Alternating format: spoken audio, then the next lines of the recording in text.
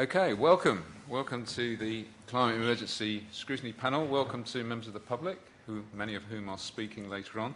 Welcome to Keynsham. It's a while, I think, since we've had a scrutiny meeting in Keynsham in this wonderful space, which is airy and no pillars, and the technology, hopefully, will work. And I'd like to give my thanks to those of us who have been working on the technology for some time, in that, because this is being broadcast.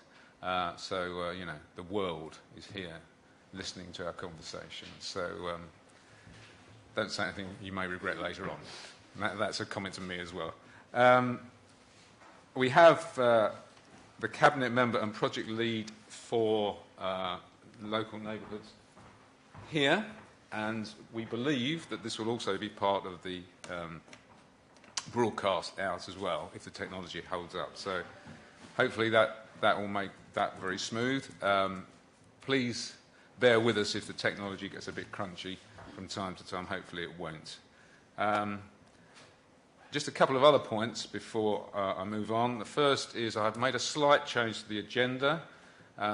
Because we've got a lot of people interested in local neighbourhoods, we've moved that item up past the budget item. So effectively 9 and 10 swap over, because I suspect the members of the public are more interested in the local neighbourhoods than they are in the budget. But you're obviously more than welcome to stay for both, if you wish to. Finally, from me, a scrutiny panel does not make decisions. Obviously, it has an opinion, and it scrutinises the work of the council, but we can't change any decisions at this meeting. We are a sounding board for the members of the public to let us know what they think, and obviously we have opinions. Otherwise, there's no point in us being here. So that's everything from me. So I will pass over now to the emergency evacuation procedure. So there is something else from me. If you're using the microphones, when you finish, can you switch it off? It's just like at the Guildhall. It's not a big room, this anyway. You probably don't need the microphones, but for the benefit of the broadcasting, you need to use them. Sorry, over to you. When the continuous alarm bell sounds, you must evacuate the building by one of the designated exits and proceed to the named assembly point. The designated exits are signposted. Arrangements are in place for the safe evacuation of disabled people. Apologies. Yeah. Apologies for absence. We have apologies from Councillor June Player, who's been substituted by Councillor Sean Hughes. We also have apologies from Councillor Anna Box.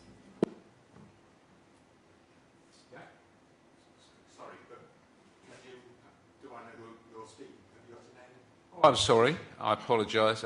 Such arrogance on my behalf. I'm Andy Waite. I'm a ward councillor for Keynsham East, and I'm chair of the scrutiny panel. W-A-I-T, no E. We don't have any name plates, so maybe before we speak we can all say who we are, or we do a round of introduction. Yeah, that's probably why I didn't mention it, because we do normally have good point, Saskia.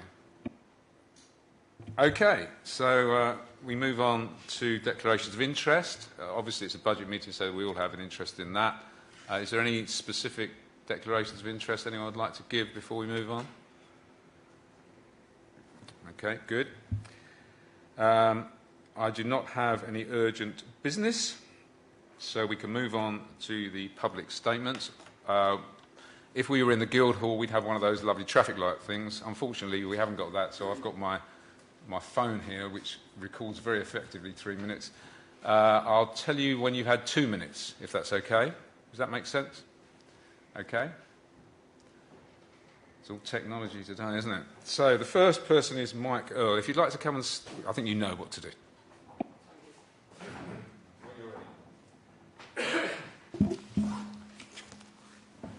Good morning. I wish to make the panel aware of problems I encountered obtaining information regarding the 3 Liverpool neighbourhood trials. The trials are under ETRO regulations and therefore by definition experimental.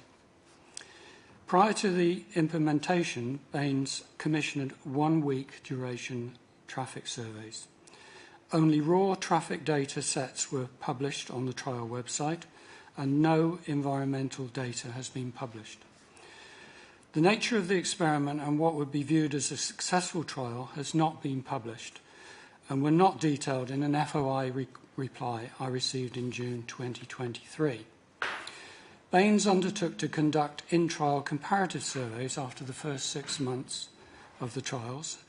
I have made repeated attempts to access this information.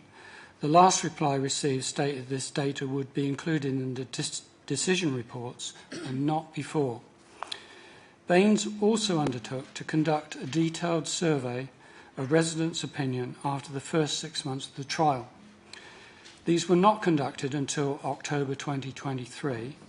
I asked if the traffic and environmental comparative data would be made available for the information of residents. I was told by email from Baines' Behaviour Change team this data would not be released. The real focus of Baines' attitude is to change behaviour, not to prioritise residents' opinions. This was confirmed by a statement made by Councillor Rigby at a public meeting in City Farm, where she said residents' transport habits had to be changed. The agenda paperwork states the decision report will be issued tomorrow, 12th of January 2024. I asked the panel, why has the experimental monitoring data for traffic and environmental impacts been withheld from public scrutiny until the single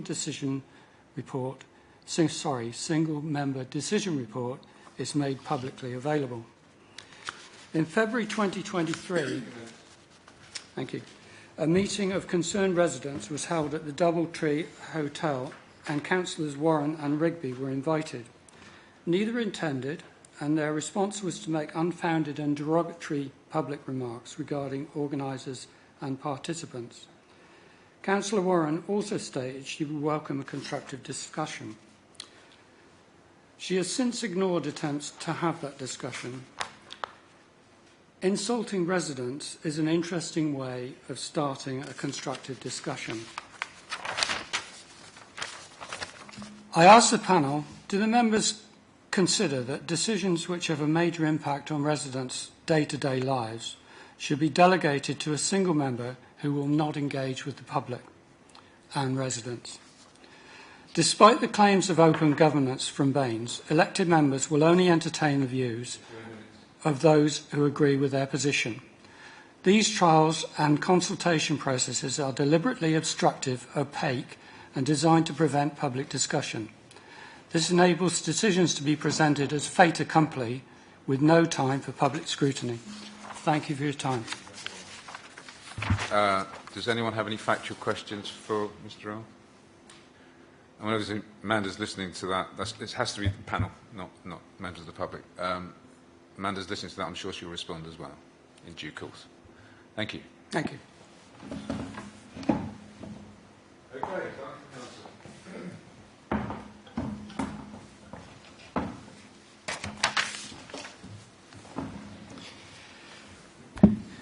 Good morning, everybody, and Happy New Year. I want to talk about a current livable neighbourhood scheme.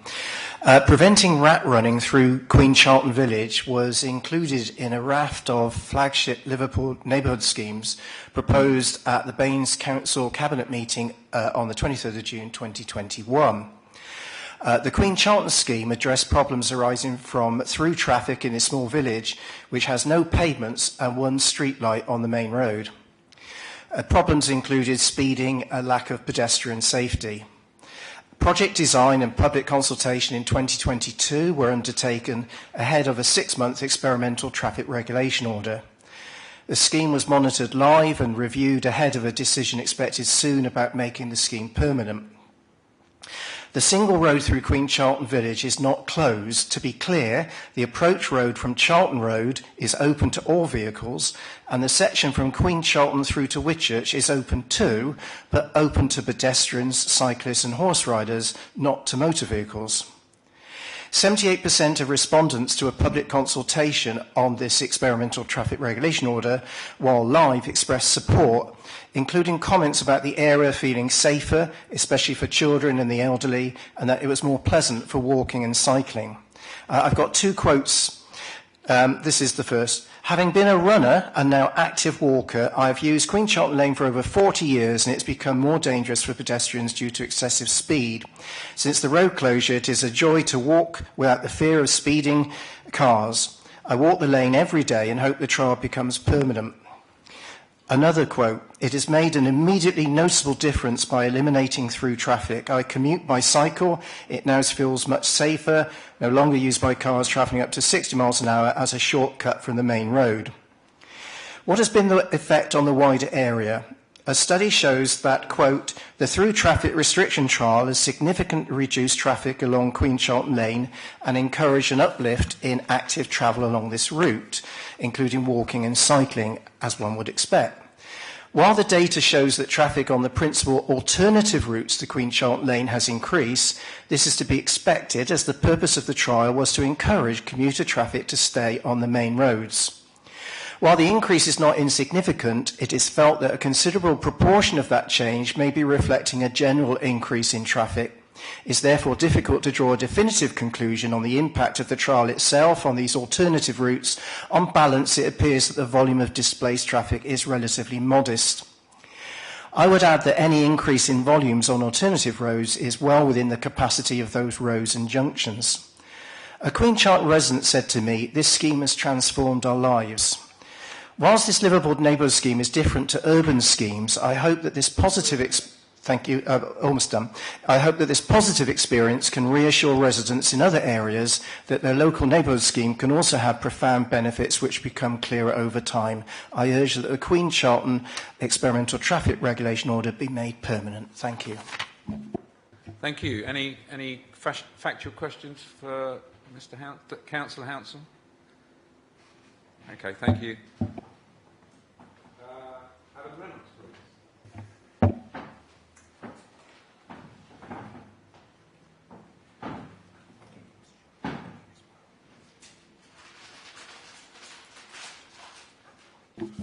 Right. The 7.2 million Baines Livable Neighbourhoods programme is identified in the 6th of October WECA Transport Report as the Baines LTN (Low Traffic Neighbourhood Programme). It is marked for completion in May 2026. Given experimental traffic regulation order trials typically run for 12 months and allowing a short time for physical on-site works, by Q1 of 2025, all Baines LTN ETRO trials need to have started. The Baines Livable Neighbourhood Programme, launched in 2021, has delivered 3 trials in 3 years. It has now announced 4 more LTNs. The CRSTS1 programme ends March 2027. Any unspent funds are required to be returned to the DFT. It is very much a use it or lose it situation. It is unclear that the Council is capable of spending the available DFT funding by then. At the 6th of October WECA committee meeting, I highlighted certain elements of the CRSTS1 programme that are high risk. These include the M32 Sustainable Transport Corridor cancellation, which alone is likely to release some £47.7 million. This gives Baines Council opportunities to get a bigger share of the CRSTS1 pie.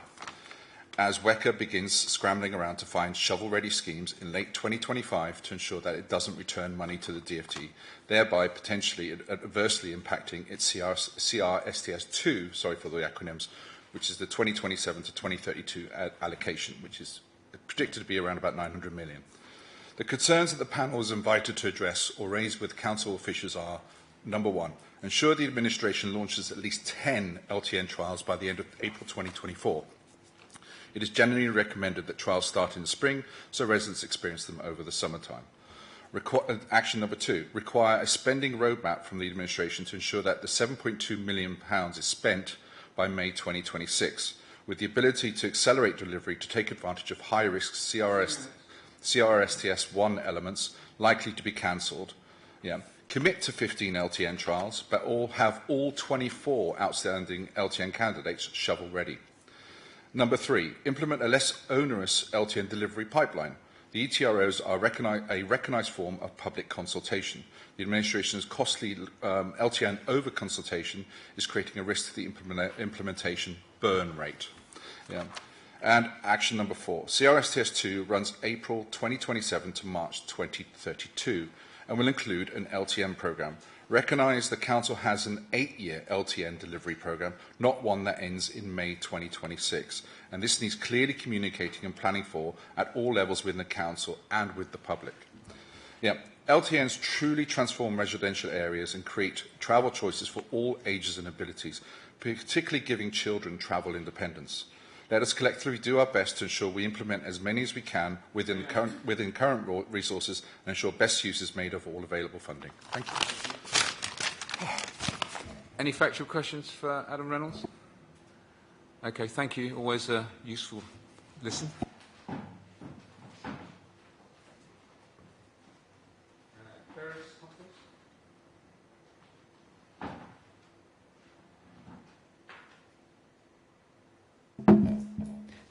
Good morning. I'm here to talk about the Sydney Road, Sydney Place proposals.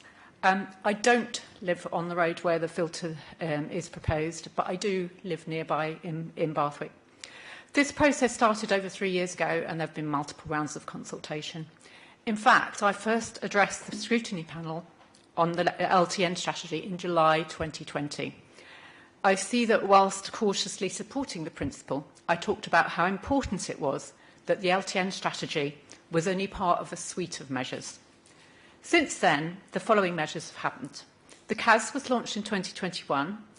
HGV through traffic is significantly reduced due to the weight limit at Cleveland Bridge. 20-mile-per-hour limits were introduced on local main roads in our area in 2022. These measures have greatly cumulatively improved main road conditions locally, like on Beckford Road, in terms of pollution, road noise and safety, and reducing traffic. Now it's long overdue for the problems created by speeding and rat running on Sydney Road and Upper Sydney Place to be addressed, to make the road safer not only for residents but for the numerous people who walk there, including school kids from St Mary's Primary, including walking buses, residents and King Edwards, visitors to Holborn, locals and visitors walking to Sydney Gardens or the Canal, and many, many others.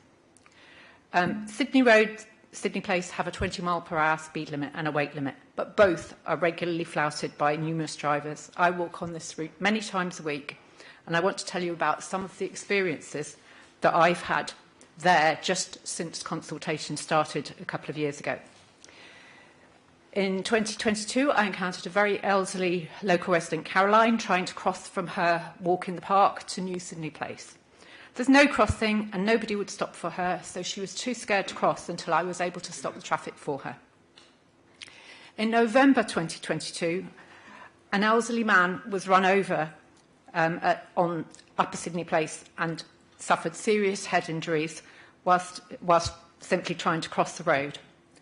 In March 2022, a coach that regularly runs on the road was in collision with a car. And just a few months ago, I was myself crossing the road and a car started creeping forward and bumped into me.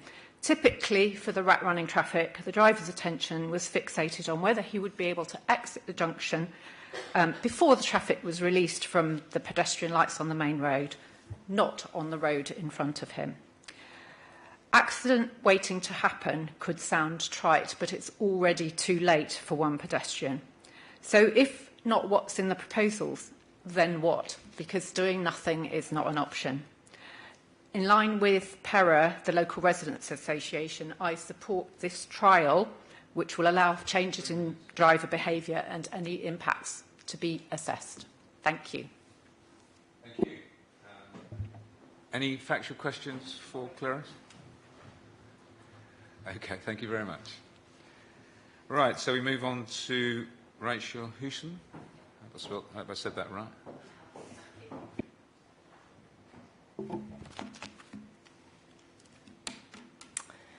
Good morning, everybody. I'm here as the coordinator of a community speedwatch team. We conduct speedwatch sessions on Winifred's Lane and Cavendish Road in Lower Lansdowne. Before I begin, I want to acknowledge that the subject of livable neighbourhoods traffic planning really does polarise opinion. There are residents who will accept a small amount of motoring inconvenience, and there are some clearly who want no change. I accept that this is a difficult situation for the Council and can only refer to the Council's own policy objectives, and in addition refer the Council to the adopted local plan for the area, specifically in the update policy SB24, which details the requirement for traffic reduction and calming in the Lower Lansdowne area around the site allocation at policy 220L. This is a statutory document. Our group formed following a serious collision which happened at Cavendish Place several years ago. Cavendish Road and the roads to the north of Cavendish Road are used as a rat run for traffic, which has made it unsafe for local users of the road. Normally, during our sessions, we can see volumes of up to 400 vehicles per hour at peak times, and sometimes they go higher. At the time of that accident, a petition went round on change.org. 656 residents in the area signed the petition calling for calmer streets in the Lansdowne area. There has been an extensive livable neighbourhood consultation process with design workshops, which have produced a significant level of support for interventions to be trialled. Our group, the Speedwatch Group, now supports the proposed ETRO for Lower Lansdowne. We support the trial because, in our opinion, after conducting sessions and observing the through traffic behaviour and volume, we simply expect more accidents to occur if traffic is not reduced and calmed in this residential area. The speed limit of 20 miles an hour is being violated to dangerous levels in our area. Children's walking and cycling routes to school are worsened by this situation. We have many, many multiple occupancy dwellings on the affected roads, and there are simply lots of factors that are placing a lot of pressure on this route. The Queen Square Management Plan has worsened our situation. The sat-navs are showing our route as the way to Charlotte Street car park and the Royal Crescent. And simply, Cavendish Road is a very attractive, fast route for rat running.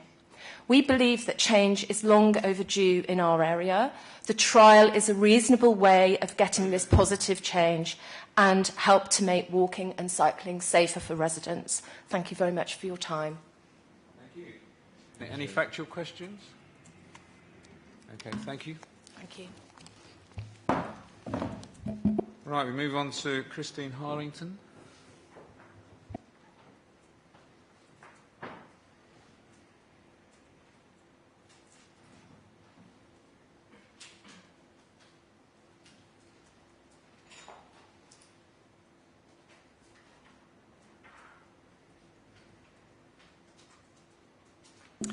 I represent more than 70 households along and around New Sydney Place and Sydney Road, where very large numbers of vehicles, as we've already heard, rat run to avoid the A36. Life is intolerably unsafe and unhealthy for those who move around this area, including the elderly, the disabled, children, and numerous visits to Sydney Gardens. We absolutely endorse Bain's proposal to create a modal filter on Sydney Road through an ETRO for the following reasons. RLN aligns perfectly with Bain's climate emergency plans. It prioritises the public realm, active travel, pedestrians and cyclists over cars. It meets the recommendation that LN should ideally be bordered by a main road. Substantial recent and earlier evidence highlights the need for an intervention. For example, as early as 2003, the report from the 3-year Sydney Gardens traffic scheme consultation stated, the area is highly residential with recreational facilities. The speed and traffic volume on Sydney Road, New Sydney Place is unacceptable for the environment in this area. Pedestrian movement is impeded greatly by the impact of traffic. Measures to reduce this will be of clear benefit to both residents and pedestrians. Many measures were not implemented, and now, 20 years later, our area suffers from excessive local and through traffic, frequently travelling at dangerous and life-threatening speeds in both directions to avoid the lights on the A36. Only this week, a speeding, bouncing truck threw out sheets of plywood that smashed into the back of a car, landed on the pavement. Fortunately, nobody was walking along at that point. Objections now are hypothetical. Some drivers, most of whom don't live in our neighbourhood, object strongly to travelling the same distance round the other side of Sydney Gardens, which may take 60 seconds longer if lights are red. These objections must not override the importance of this proposal to the lives of our residents, pedestrians and cyclists. Signage, speed watch, abandoned because of the abuse, school children on outings, and the disabled with walking aids make no difference to drivers in a hurry. The trial period would monitor traffic behaviours. The current concerns of residents in neighbouring roads would be carefully observed and any negative impacts addressed during the process. When our road was closed for filmmaking, we monitored the traffic flowing freely along the A36. Drivers adapt to new patterns, as seen in established LNs.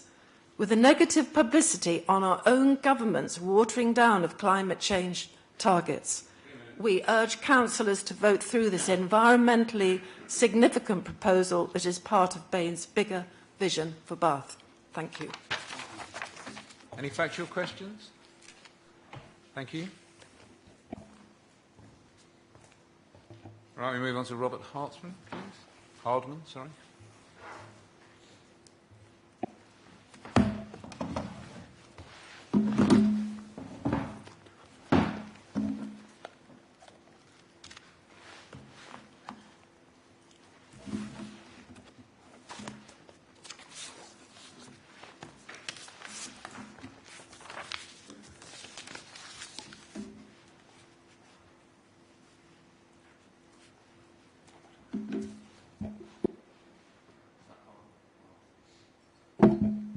Is that on? Yeah. Okay. First of all, good morning. Okay. Dear Committee, I have been a resident for over 35 years in Lime Gardens. For all of these years, my main form of transport has been my bicycle. Whether it was going to work or into town, I cycled. However, I do drive, and my wife and I do have a car. So the changes for the Lime Gardens, Charmouth Road, one-way system, etc., will affect us. First of all, there are two issues with these proposals being discussed which are going to affect us. First of all, the one-way system. I can see why Charmouth Road residents may be okay about this, as they and many Lime Road residents drive in via Charmouth Road, park and then drive out by Lime Gardens. Perhaps this is not a big change for them. However, it is the Lime Gardens residents who will be greatly inconvenienced by any of these changes, as nearly all the residents only use Lime Gardens to drive in, then they park, then they exit by Lime Gardens. It's not an issue. There does not seem to be a problem to any of the residents who live in our street. If these changes are implemented, then all Lime Gardens traffic will be expected to use Charmouth Road, plus all the delivery vans, etc., and I can't see who this is going to benefit. It will greatly inconvenience all Lime Gardens residents, and it will increase the traffic for Charmouth Road residents. My second point is parking. We have recently had a residents' parking scheme imposed, and whilst it meant we don't get hospital parking in our streets now, that each household is paying £120 a year for the privilege. However, it has meant that outside our house, we can now only park 3 cars instead of 5 before, and we have also lost an option to park in the middle at the top of our cul-de-sac. Parking on the corner of Lime Road has been yellow-lined, so another 2 spaces were lost there. Often when I come home in the evening, I have to park on Newbridge Road. Newbridge Road. Not only does it have the longest bus stop space in the southwest, which is opposite Hartwell's garage, yes, I know the airport bus stops there, but also half a dozen Newbridge Road residents have now installed parking facilities in their front gardens, which becomes, because of access rights, means a reduction of overspilled parking space for other local residents. If there is a problem, perhaps Newbridge School issues are the catalyst for these proposals. Parents dropping off or collecting their children may make the road busy at certain times. Is it that money can be accessed from a special fund, for example, trying to take more children to cycle to school, that we are talking about these possible changes? Would these proposals be on the table if the money was coming directly out of Bain's council tax? In summary, I don't see the point in these changes, and as these proposed changes come under livable neighbourhood initiatives, I would want the following questions answered. 1. How much will changes to implement this scheme cost? 2. If approved and then the trial is reversed, how much is in the budget for reversing these changes? 3. How many parking spaces do the council think are available in Charmouth Road, Lime Road and Lime Gardens, and does this compare well to the number of dwellings? And finally, livable neighbourhoods to mean plenty of nature, trees, plants, etc. What is the council's policy if everyone who could wanted to pave over their front gardens to park their vehicles? Thank you. Okay. Are there any factual questions for Mr. Harden? Okay, thank you very much. Okay, we move on to the last speaker, which is Malcolm Baldwin.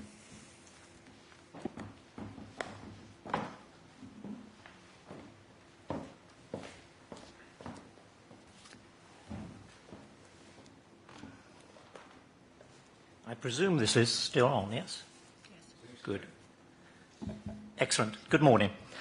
Out of respect for the importance of the role of this committee, I was conscious when I last spoke in September that it was not possible for me to comment upon the actual detail of our local community's LN proposals. Those proposals related to a much consulted upon and meaningful livable neighbourhood within our Circus catchment area, which for all practical purposes also includes the neighbouring location of Catherine Place. I felt at that time that awaiting a decision from our Highways Department on which elements of our overall proposals they might judge realistic to carry forward was a more prudent approach. The above being said, I wanted today to take the opportunity to briefly re-emphasise both the importance and context of the recently announced proposals by our Council in relation to our Circus area and Catherine Place, as jointly they reflect an important element within the next suggested phase in our city's livable neighbourhood programme. Also, in fairness to this committee and its members, to put myself up for scrutiny if necessary, if you have any more detailed questions specific to the recently announced LN proposals as they importantly relate to our Cara area. Hence, in summary, for Cara, the rationale for LNs has never been about mere traffic interventions. We have never also adopted the view that our council should do everything for us. We have initiated significant public realm improvements in key areas of our catchment area, in particularly the last 2 years in Margaret's Buildings, in Julian Road, and we're now working on improvements in Savile Row and Bartlett Street. Our catchment area represents the second most significant visitor heritage attraction in our city, and the dangers in potential over-tourism need urgent, proactive action to disentangle significant levels of this visitor footfall from the toxic mix of excessive and often speeding rat running, and indeed from more general traffic flows as well. Our proposals, of which the two most important elements are reflected in the Council's most recent LN announcements, have always represented a meaningful, benign, but relatively low-cost intervention. The nature of the significant heritage aspects of our catchment area means that the improvement values delivered by these current proposals will be enhancements not just on a local basis, but for our city as a whole. I recognise that we're not quite over the line yet, but in this phase of the LN proposal, the work undertaken by highways officers and key councillors has been exemplary to date. Let's support them in getting this particular proposal over that line for the benefits of our city as a whole. That's what has always differentiated Cara's livable neighbourhood proposals from others. It adds real value, not just to a local area, but to our city as a whole. Thank you. Thank you. And thank you to all speakers. But are there any factual questions before I summarise? Okay. Thank you very much. Thank you to all people that have spoken. Many useful and relevant points. We obviously have the two cabinet people who are directly linked to this, and I'm sure they may choose to mention some of the points that you raise in their presentation later on. As I said earlier, we have the minutes, we have a cabinet member update, which is not long, and then the livable neighbourhood section comes in. So if you have the time, it might be in your interest to stay for that part of the meeting. But if you haven't, then just leave by the door at the back. Thank you very much. Okay, we move on to the minutes. They've been previously circulated. Is that a correct recollection of that of that particular meeting? Are there any issues? Ah, very good. Thank you very much. Any issues from anybody? Okay, do I have a proposer to accept the minutes as a true record? Alex, do I have a seconder? John, okay, those in favour, please raise your hands. Those against? Abstentions? Okay, thank you. So we now move on to the cabinet member update, item 8, and we have Sarah Warren with us, who I hope is mic'd up and ready to go. She's going to give us an oral update of her work. Thank you, Sarah. Yeah, just a brief update. So it's been a busy time for the Cabinet. We've been working hard, as you've gathered, on the budget and on the economic strategy and the local plan, and some of Valley Enterprise Zone papers will be coming over the course of the next month to Cabinet. So we've been working hard looking at those. In sustainable transport, as you're probably aware, there have been consultations going on a number of the City Region Sustainable Transport Fund schemes, which aim to bring improve infrastructure for sustainable transport. You can find out more at WECA's Have Your Say West website, and there are more consultations forthcoming in the coming months. We have recently submitted a bid with WECA for additional electric vehicle charging infrastructure. We're working on a transport action plan which will set out our plans for delivery over the next 3 years that will be published in the coming months. And we've been working on social prescribing as part of the Active Way project in Summer Valley. It's been underway for a year, and the Council has been successful in recruiting staff, commissioning providers and delivering active travel interventions, and has engaged so far over 4,600 people through walking, wheeling and cycling activities. On renewable energy, we've seen installations completed on 2 council care homes. Solar panels are already up and running, and heat pumps have been tested and are being switched on in the coming days, with gas boilers subsequently to be decommissioned, which will mean that we have 4 completed solar installations this year, including Clutton Depot and Pixash, and 12 overall across the council estate. We're partnering with Bristol City Council and others on a new Mission Net Zero Pathfinder project, which will help to develop work on local area energy planning for the region, with initial discussions kicking off later this month. On retrofit, some of you will be aware that jointly with Bath and West Community Energy, we ran a Green Open Homes event once again after a gap of many years in November. And we're very pleased to report that almost 800 people visited properties in Bath and Chew Magna to learn from their homeowners who have already retrofitted their properties. So we're already talking with Bath and West Community Energy and partners to plan engagement for the coming year. And we look to broaden out to other areas. So if you have groups in your ward who would be interested to participate, please do publicise to them and encourage them to step forward. We have an exciting project known as LEAD, which I can't remember what it stands for, but it's around streamlining heritage retrofit, and that is kicking off. On nature, we've been working with WECA, the West of England Combined Authority, on local nature recovery strategy. And we're looking forward to a draft strategy coming forward for consultation next month. Another item for you to publicise to your parishes, your wards, finally, is that the West of England Combined Authority rural funding for climate, nature and transport, with applications have just opened for bids from rural parishes. We've worked with WECA and to target this funding to support village hall retrofit, community electric vehicle charging infrastructure and local nature and green infrastructure investments. So the closing date for applications is the 16th of February. So thank you. That's what's going on. Thank you, Sarah. If you have questions, can you, as Saskia said earlier on, could you just state your name, any councillor who wishes to ask a question? And is there a... Oh, Saskia. Thank you, Chair. Councillor Saskia Helges, Ward Councillor for Lambridge. I wanted to ask about EV charging. Would all EV charging infrastructure be on the road and not on the pavement? Is that something that you can confirm, please?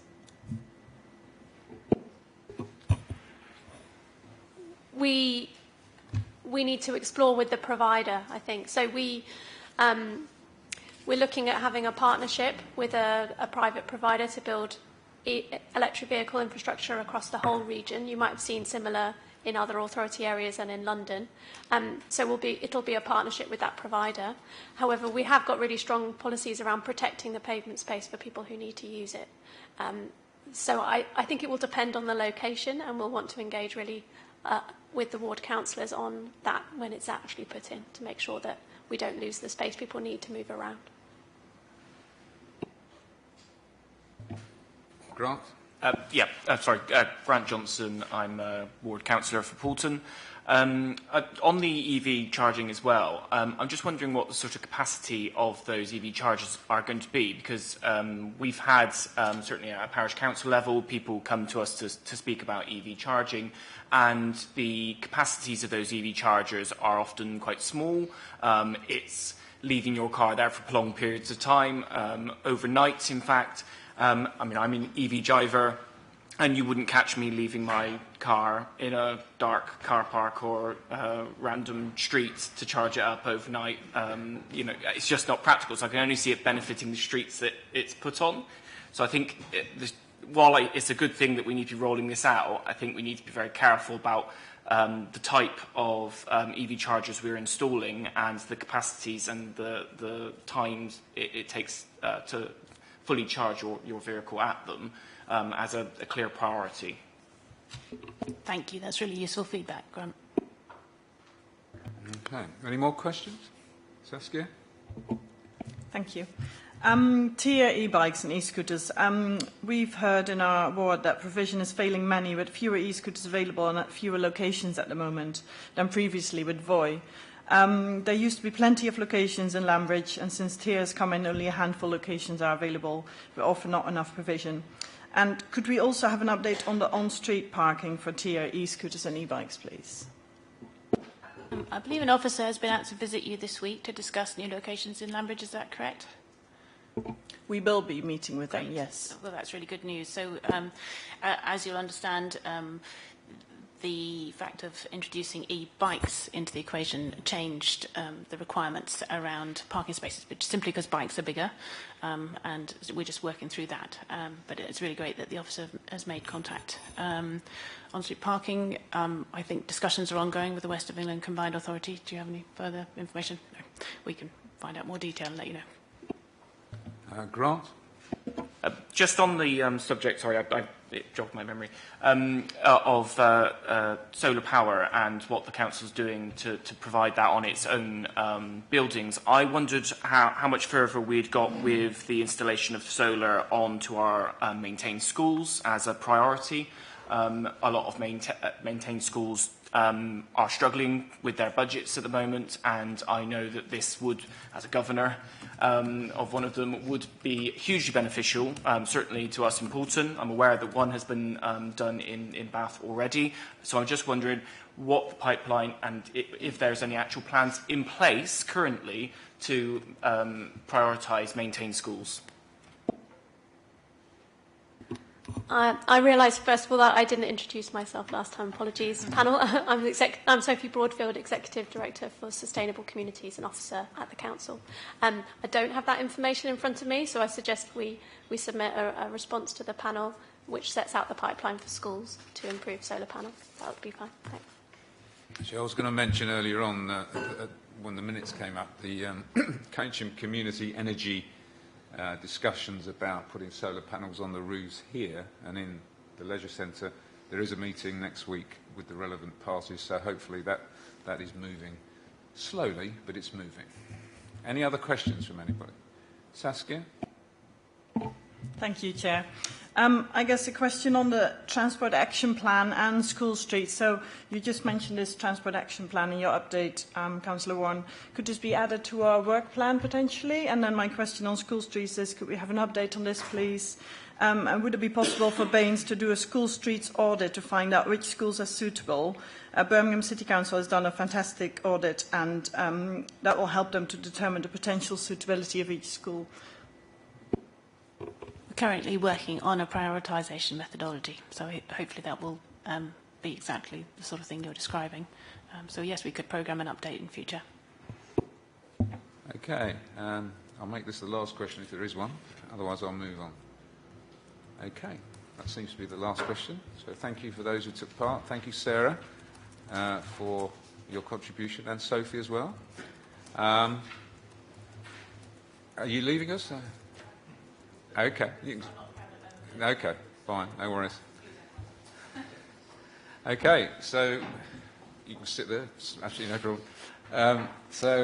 We move on to the Liverpool Neighbourhoods and Residents Parking Zone update. I've allowed 40 minutes for this, so we've got until about 25 past 11. And we have Manda with us, and it's Manda's moment, I hope, and hopefully the technology will work, and we've all got our fingers crossed up here. So I'll pass you over to Manda. Thank you very much, Chair. Could you put the presentation up, please, for us, Michaela? I'd be really happy.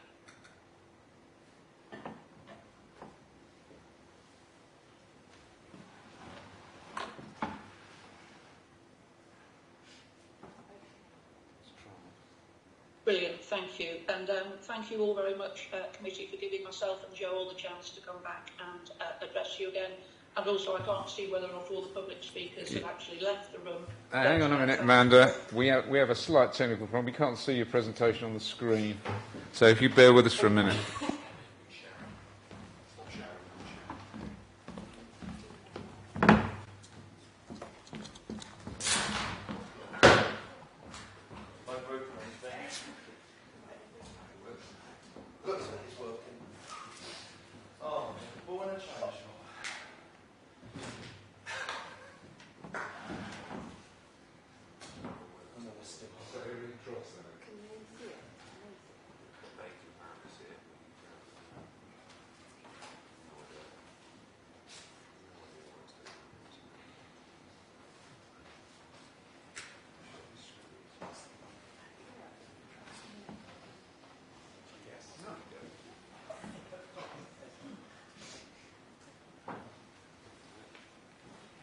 Okay, Amanda, we have liftoff, as it were.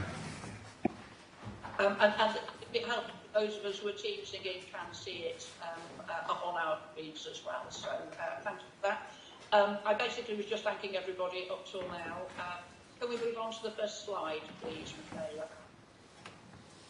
Thought it was just worthwhile, and you'll see in the papers that we circulated in advance. We gave a little bit of the history and the background to why we are where we are now, and also a list of the number of times that we've come up for public either scrutiny at this or public decision making at cabinet meetings. So I trust that was critical, and now appears to be a really good time to do a further update. I'm just going to do a little bit of topping and tailing and hand over to Joel to do the meat of the presentation in the middle. But I thought it was worth just stating again why we are doing this and what the Liverpool Neighbourhood Programme is aiming to achieve. As a couple of the public speakers said, this is completely in line with our policies as well, that A, we've adopted as a council, and B, in May last year, we made a front and centre of our manifesto commitments. So we've definitely got a mandate to progress Liverpool neighbourhoods. So what we are trying to do is ensure that people are put at the heart of how we use our roads, and that's people, whether or not they are pedestrians at the time, cyclists at the time, or using their car at the time. We are making fair and safe and healthy access for all. And the Liverpool Neighbourhoods Programme has been very, very much a bottom-up programme where different communities, normally via their ward councillors, have come forward and said, this is an issue that we've got, how can we best fix it? And the Liverpool Neighbourhood Programme appears to be the best way to do that. As you can see, just a quick trot through where we are. We've done 3 trial Liverpool neighbourhood schemes in Southlands, Westlands and Church Street, all of which we've used experimental traffic regulation orders, and you'll hear a little bit more about that in the future. We put in 7 residential parking schemes throughout last year, and we're just about to go to submit our full business case to access further funding from WACA, hopefully by late spring. Could I have the next slide, please?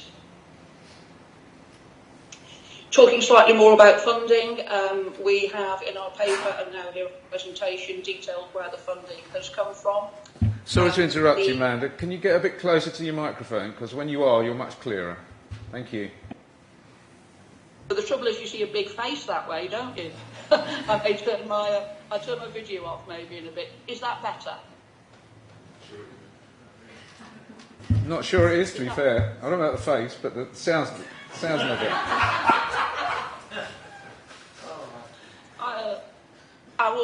I am probably as close as I can be without spitting on the screen. I'll try and talk up as much as I can. And all the stuff that we've put in this presentation has been in the papers that were circulated in advance. This is just a way of kind of condensing the information. So I trust people have had a chance to read the papers. So if they don't catch every single word, I hope that that's okay.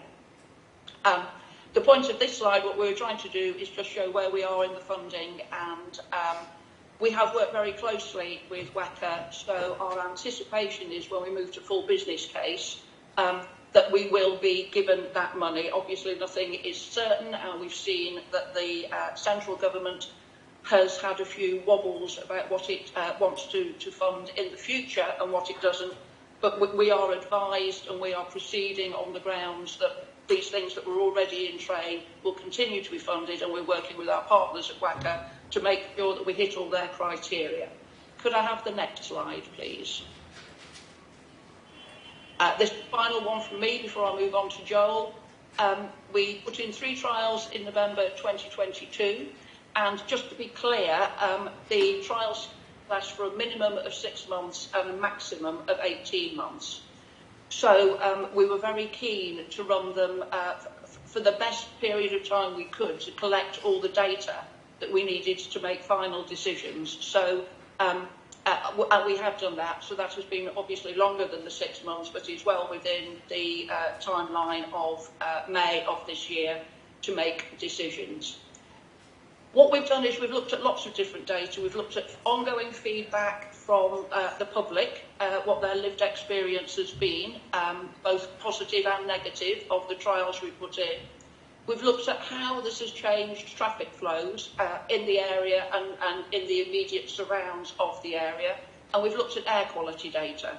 So when we do make our decisions, what we have done, what we committed to do and what we have done is get as much evidence-based as possible before we decide what we do with the trials. And our decisions could be to keep the trials in as is, that the trial has failed and we will be taking it out, or it could be that the trial has met its criteria and has been successful, but we need to do some tweaks or some mitigations in the local area in order to make it even better. And these will be made by the single member decision. And obviously after that, we then still have to go through the statutory traffic regulation order process. Could we have the next slide, please? I think I do this one, don't I, Joel, and then I hand over to you for after that, or would you like to do this? Why don't you do this? Because you've been more involved in the details. So I'll hand over to Joel. Fantastic. And it's great to join you, and apologies I can't be with you in person today.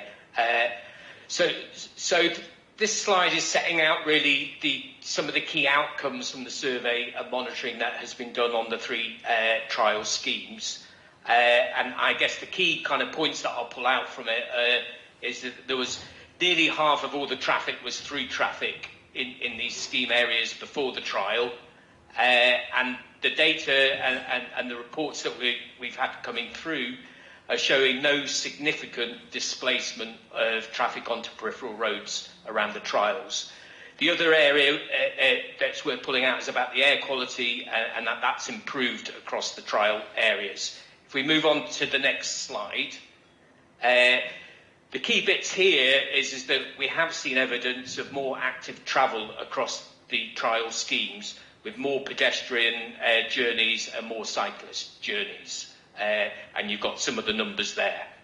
If we move on again,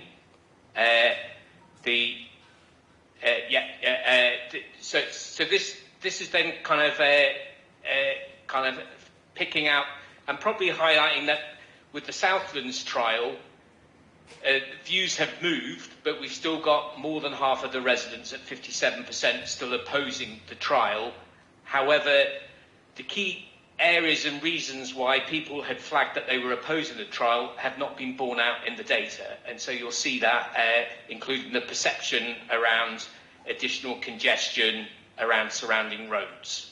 Okay, I'll move on to the next slide, which kind of just picks up a few quotes that I think are worth highlighting from people around the patch. And we had a few quotes actually from the members of the public earlier on, but comments like, now I can cycle to and from school every day, a safer road to walk and drive in Southlands, in Queen Charlton, able to walk along a quiet country road without fear of being knocked down.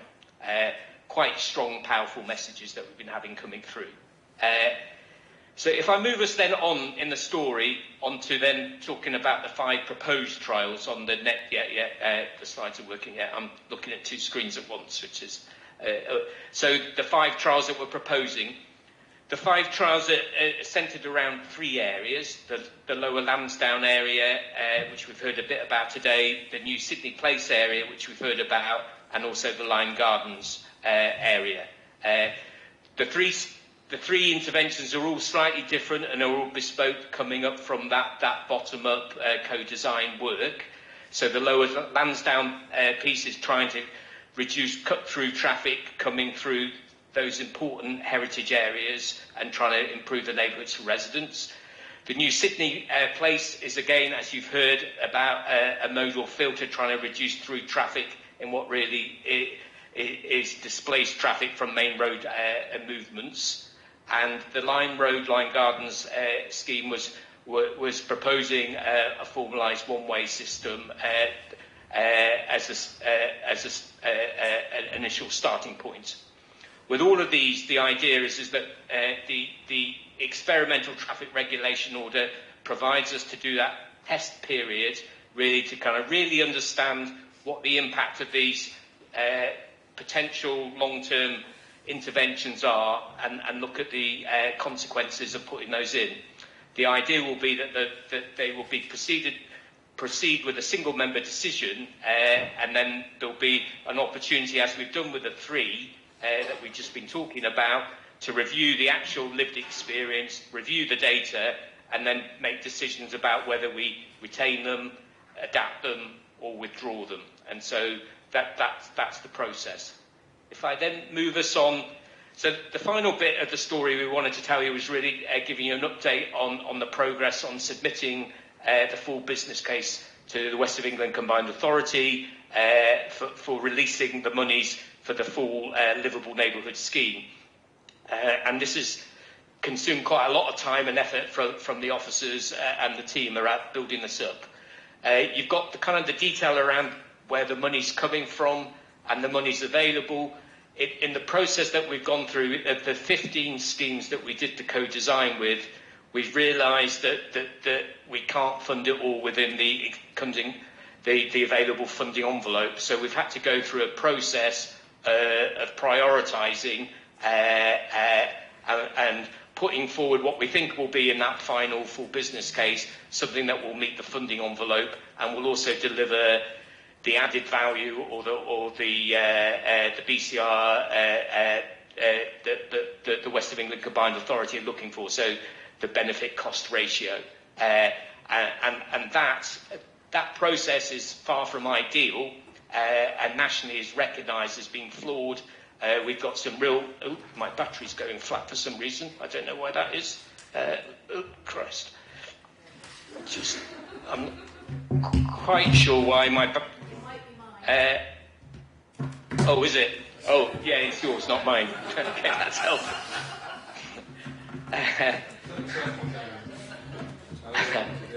Plugged in. Right, my panic that I was about to disappear. So the point about the calculator that the government insists that we use, that WECA then also insists that we use to measure the benefit cost ratio, is recognised within the traffic officers and everything as a flawed tool, but it's the only, and it's the best tool that we've got, but it creates some challenges around then how you make the ratio, the schemes that you put forward to kind of ensure that it seems to be giving that through traffic restriction value. So there are some real challenges that we've been trying to work through around that. We're hoping and anticipating that we'll be finalising the details of what's going in that full business case in the next few weeks. That will go to WECA. Then we kind of have a period where we're waiting for WECA to then work that through. But in that downtime, the officers are going to be uber busy at starting to do some of the preparation work around once we've got the outcome of the funding of the full business case, that some of the preparation work so we can hit the ground running once we've got the monies released to kind of move forward with those schemes. If we move forward, then have I jumped? I've gone one slide too far, haven't I, Amanda? So I'll hand back to Amanda for the last slide, and apologies. That's absolutely fine. You were doing brilliantly. Could I just have the final slide now, please, Michaela? Oh, there we go, future development. So just to conclude, the first thing I want to say and I want to make clear is that the officer cohort on this, we're breaking new ground with a lot of what we've done, and they have worked unbelievably hard to get us to this stage. And as Joel points out, there are quite a few frustrations that we've faced along the way. But I want to place on record my thanks to the officer cohort for the work that they've put in to this. And this isn't the end. I mean, our hope is that this is an ongoing programme that we can continue to find funding streams for. And we already have, in fact, a wait list of submissions that were put in that were not prioritised to be in the first 15 because of the reasons that Joel went into. And obviously, we need to do the balancing act between working with ward councillors and through them and directly to the local communities, whilst looking at what will have the best impact overall for the whole of the authority, and will also fit the criteria that we set by WECA for their BCR, their benefit cost ratio scoring. So it is anticipated that we will develop a pipeline of future schemes, and this isn't the end of the project. So with that, can I thank you for your time? And I think both Joel and I, and we do have some officers, I believe, in the room, we're all here to answer any questions that you've got. Thank you. Thank you, Amanda. I'm very pleased that we sorted out the issues of the closing battery. And I'd like to welcome Matt, who's joined us. So welcome to you. Are there any questions for these people? John? Thank you, Chair. I'm John Leach, the councillor for Walcott, which is a ward in the northeast of Bath. I'll start by saying I strongly support the livable neighbourhood policy agenda, but if we look to London and the experiences there, a number of livable neighbourhoods were put in, some came out fairly quickly, and I think the lesson to be learned there is that the livable neighbourhoods need to be well designed if they are to last. So I have a number of questions which are all around how we design these livable neighbourhoods, because I'm not quite sure that we are there yet. So, and I'll ask them one at a time so we can share the time around. So my first question really then is about the preliminary designs for each of the livable neighbourhoods and how they were put together. So we had co-design workshops with residents. Residents aren't traffic engineers, so those co-design workshops were a way to understand the requirements and suggestions. So who was it who is tasked with putting together the preliminary designs based on the output from the co-design workshops?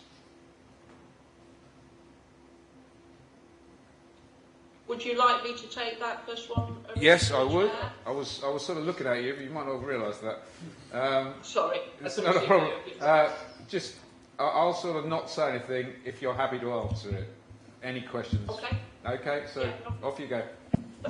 So on that, and thank you, Joel. Thank you, Joel. Thank you, John. You are absolutely right that the original proposals or original suggestions came via the community and their co-design engagement workshops, but of course they then had to go through both highways engineers and the consultants that we have appointed in order to make sure that what we were doing fits with all the highways regulations that we've got and is safe and is something that is up for trial. So the answer to your question about who actually then did the design, it was work between our own officers and ACOM, who are the consultants who have been working with us on this scheme. Are there any other questions? Yes, Saskia? Thank you, Chair. This is a bit awkward. Well, first of all, I think it's a shame that you're not here in person because all these members of the public have travelled here and the officers have started. So, yeah, just a shame. I was hoping you'd be here in person. So we're being asked to note the update on the Livable Neighbourhoods programme, but the individual experimental traffic regulations order that are part of this report have already been scheduled as single-member decisions, with one actually being decided tomorrow, without details being shared with us here today. So what's the point of discussing livable neighbourhoods in this scrutiny panel if the decisions are already scheduled and will be taken by a single member? Residents expect due process of council, and the role of scrutiny is to carry out detailed examinations of policy proposals, actions and plans, and make recommendations based on findings and reports. This scrutiny panel is already being given a fair and complete because of the single-member decisions in place. Chair, I would ask that this panel demands that these decisions go to Cabinet after scrutiny has properly examined the full details set out. A full business case of all livable neighbourhoods is being prepared right now, according to the report, to access nearly 5 million of funding from WECA. But this business case is not being shared with this panel. We've lost out on a lot of extra travel funding under the current administration, and we urgently need this funding to enable more travel choices by improving streets for more walking, wheeling and cycling. It's a waste of time for members of this panel to discuss a report with an update while the decisions are already scheduled as single-member decisions. Chair, why is the full business case not being shared with this scrutiny panel? Did you catch all that, Amanda?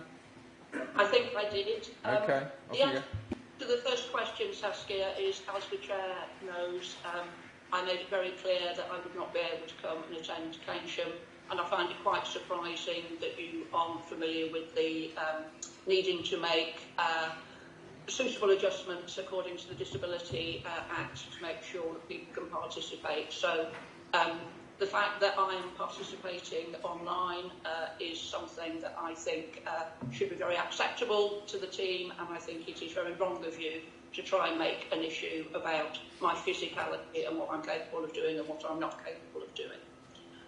The answer to your more substantive question is, as per the paper that we put forward, we have shown where the appropriate times would be, both for scrutiny and for helping with policy development and for taking decisions. And as the Chair said right at the beginning of the meeting, this is scrutinised to make sure that we are doing things in line with what we have already made our decisions about. This is not a decision-making meeting.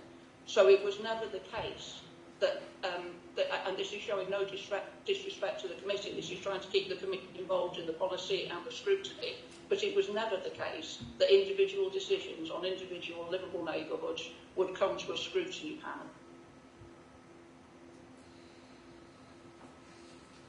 Do you want to respond to that? Has it covered all the ground? It's quite a long question. Well, I was never made aware of your reason for not attending, and there's 2 of you not attending in person, so I just wanted to point that out again, that I didn't mean to call you out on any mobility issues. That was it. Okay, well, we've got Grant, and then Jess, and then John. So Grant first. Yeah, it's sort of on the lines of what Saskia was saying a moment ago, because it's kind of difficult for a Poulton boy like me to be able to properly scrutinise these plans when I really don't know the areas that you're talking about well enough. I don't pretend to know Bath like the back of my hand. Like I do my own community. So it would have been nice to have a lot more detail in these reports and detail about each of the schemes, not just a few lines of text on each of them, to actually be able to visualise the impact that it can have on communities. We've been contacted as a panel with concerns about some of the plans that are being brought forward, which are obviously some details are in this in the papers. But there's no sort of before and after data from the trials that are ongoing at the moment, and there's no details, actual sort of, you know, let's see some visuals. And I know Amanda just said about, oh, it's not up to us to look at each individual low traffic neighbourhood being proposed. Then what's the point in scrutinising it? I mean, that is the point of this panel, is to scrutinise these aspects of that policy. They are the key parts of that policy. So if we can't look at the plans and scrutinise them, then it might as well not come to this panel. So, in answer to that, Grant, I mean, I'm going to say more or less the same as what I said to Saskia. Absolutely, the purpose of this panel is to make sure that what we're doing is in line with the policies that have already been decided and the plan that we've put forward. It's not to look at the individual, it's not to be a decision maker or look at the individual schemes. All the information will be made available publicly when the single member decisions are being made. So we're not trying to be non-transparent in any way whatsoever.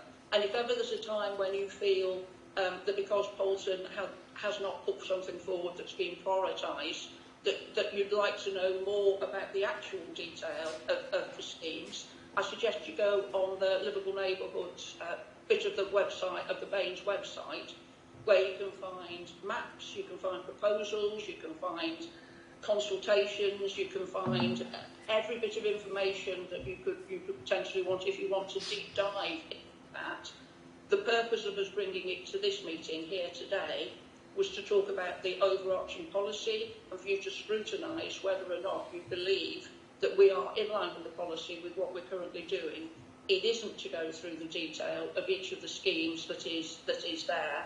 That's certainly not what we were asked to provide, and as you say, it's what we haven't provided. But all that information up until the point where we're going to be able to provide even more evidence when we're just moving to the single member decisions, all of the information I think you said you wanted about what was actually being proposed and what difference it would make is on the website. I noticed, Joel, you've got your hand up. Do you wish to say anything?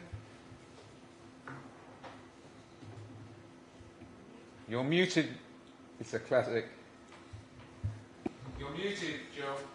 Yeah, there we go. Sorry, I'm having some technical problems with the buttons. I think Amanda's covered the key point, which was I was just going to point members to the Livable Neighbourhood pages on the website, where there's lots of detail about the co-design work that's been done and the next stages through. So if the report, I thought, steered people towards links with it, where those extra information is. But if people do need that, we can kind of signpost people towards that. Okay, Jess? Thank you. So I'm Jess David, Councillor for Moorlands Ward. Thank you for the update on livable neighbourhoods. The point I would like to ask about is the emphasis in the paper on through traffic restrictions and the extent that this is a requirement of funding. So I took part in local workshop sessions in my ward regarding Cotswold and Egerton Road and the area there. And for the particular location we were talking about, the key measures that were identified and supported by residents were a crossing point, so ideally a pedestrian crossing, traffic calming and also pavement widening. And these measures reached the preliminary design stage, and there were actually further measures identified for a slightly wider area than anticipated, which was interesting and useful.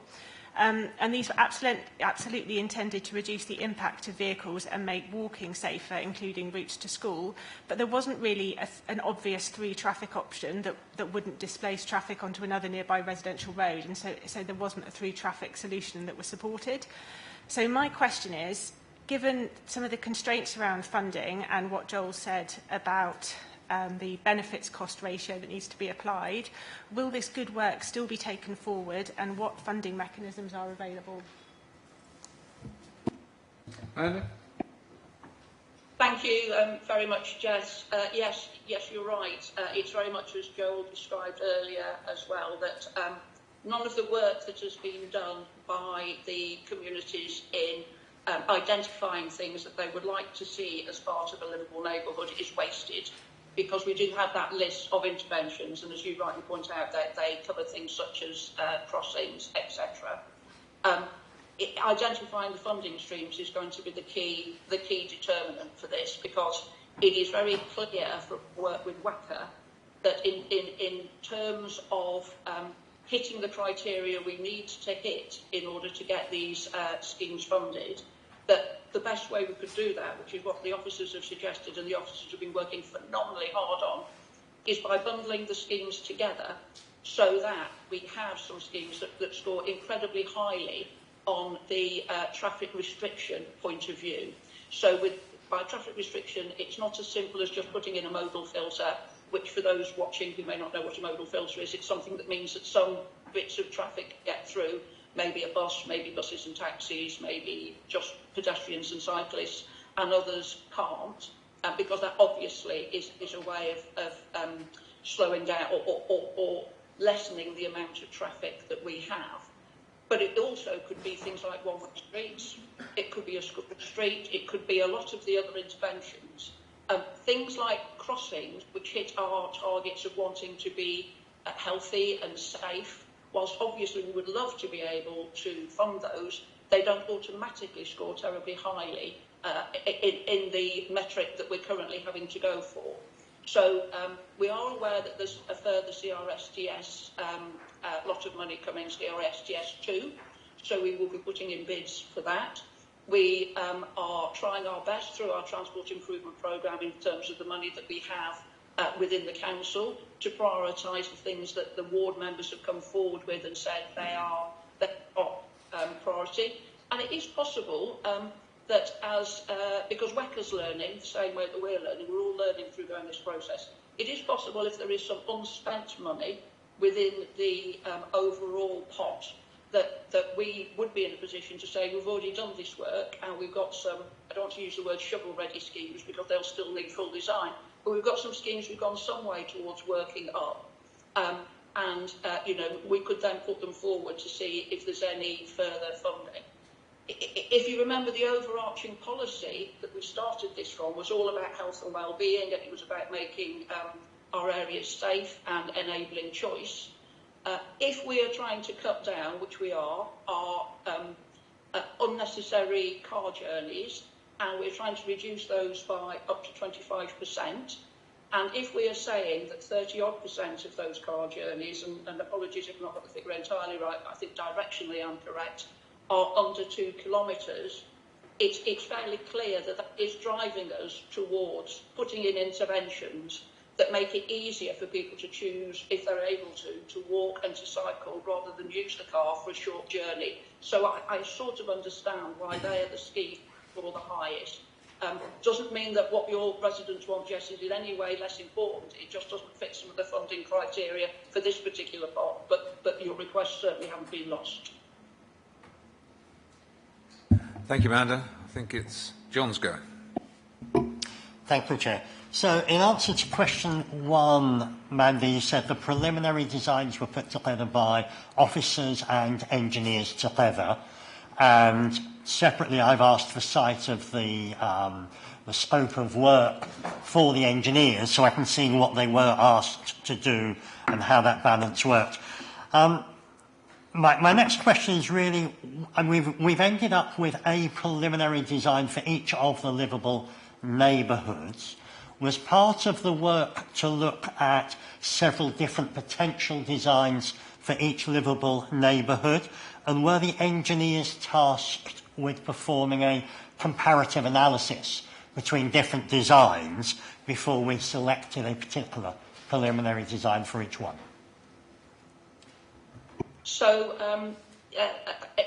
my answer is going to be yes and no. I'm sorry to politician just for a second.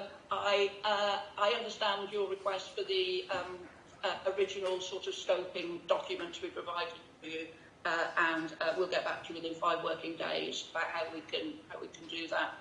The second part of your question is what the officers and the highways engineers took on board from the co-design workshops was very much a shopping list of potential interventions. So insofar as the work was done to look at some of those interventions and go, from a highways perspective, that's not going to work, the work was done to look at alternates and decide whether or not they were possible. What didn't happen was a 2 or 3 year period of looking at absolutely every other possible design within a scheme. A, because of the timelines that we have to fit in for WECA. B, because what we wanted to do was make sure that we were fair in terms of our allocation of these schemes, so they aren't just Bath-centric, they cover the whole of the authority, and they don't just perform one function, that we try and put in different kinds of either motor filters or other traffic limiting. So there had to be an overarching view of the overall scheme, as well as looking at each of the individual schemes going forward. And I think we've done a pretty good job of that. And that, you know, the final point that I think I don't know whether or not we've made clear enough is that some of these schemes, as you can see and as Joel explained, are going in under an experimental traffic regulation order. That is in effect the consultation. So I think we all accept that we have done the absolute best job we can by taking all the inputs we've got, both from the community and from the professional highways people, to come up with a scheme. But it is possible that when these trials go in, there will be areas that will need tweaking or amending, or in fact it's possible that we could put it in and say, do you know what, we need to do something different. We've got all the evidence that we can possibly have, and we've done all the modelling we can possibly do. But in the end, you have to learn by doing. And in the end, the only way we will know whether or not these work is see how people on the ground actually react once they're in there. So that sort of covers off the, are you looking at alternates? The answer is yes, as part of this trial, that's what we will be doing. Well, I mean, if I can just ask my question again in maybe a slightly more specific way. Some of the livable neighbourhoods, the designs, the preliminary designs are based around a location for a modal filter. For the designs, were options considered where those modal filters could possibly be put in different places to achieve the same end of reducing rat running? Or was it the case that a location was chosen and then no other locations were looked at, and the comparison between the merits of different locations wasn't really chased through? Okay, so on a specific thing about where a modal filter was placed, if it's okay with you, Chair, I will delegate that to, I believe Chris is there and Kath is there, which of the officers would like to go into the detail of how that was done. Chris, yeah? I'm Chris Major, Director of Place Management and Port Council. So on your specific question. That's better. Thank you. On your specific question, John, obviously, whenever we consider a livable neighbourhood area, the co-design gives us a framework in which to look. We then take that information, we would then balance that with our highways engineers and our consultants to look at the areas that we can do it. And we try to see what the best outcome could be, the best location for modal filters within a defined area. So we do not open up to any area within a zone, because that would be too much work. You would be looking wider and wider all the time. What we try and do is look, based on the feedback from the community, how we can find the most suitable location for that modal filter within the area of the intervention that's been requested by the community.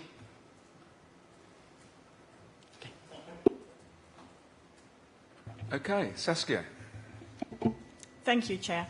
I just want to highlight my concern about the collection of the 15 programmes going to the full business case, where apparently some of these livable neighbourhoods will potentially not be eligible for the funding criteria. They wouldn't include a through traffic restriction, for example, on the Lime Road, Charmouth Road, which is essentially a traffic generation scheme where parents are encouraged to drop their children off by car potentially. So I want to highlight my concern about us putting together 15 livable neighbourhoods where some of them include through traffic restrictions and others don't, and the high risk that that comes with that.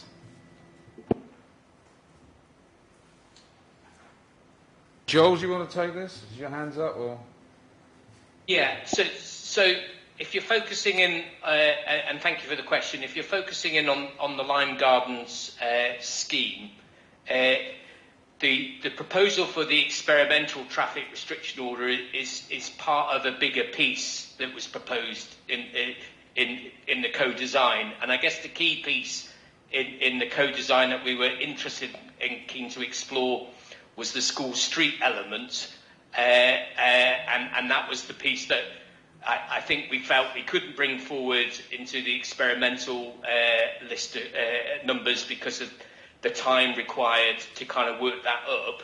So we identified the things in the list of the 5 of the experimentals that schemes that we thought were deliverable to meet the timeline to kind of get some things in early.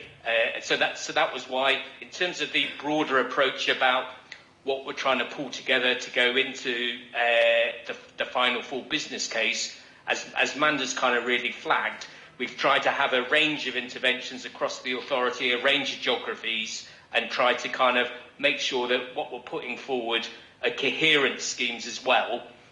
So that it's hard to cherry pick bits from everywhere and not have them totally coherent schemes. So we're trying to make sure that the elements that we are able to prioritise hang together collectively as a range of interventions that will deliver a specific objective, while trying to balance that with having a range of different interventions that we're testing, a range of different geographies. Hopefully that helps.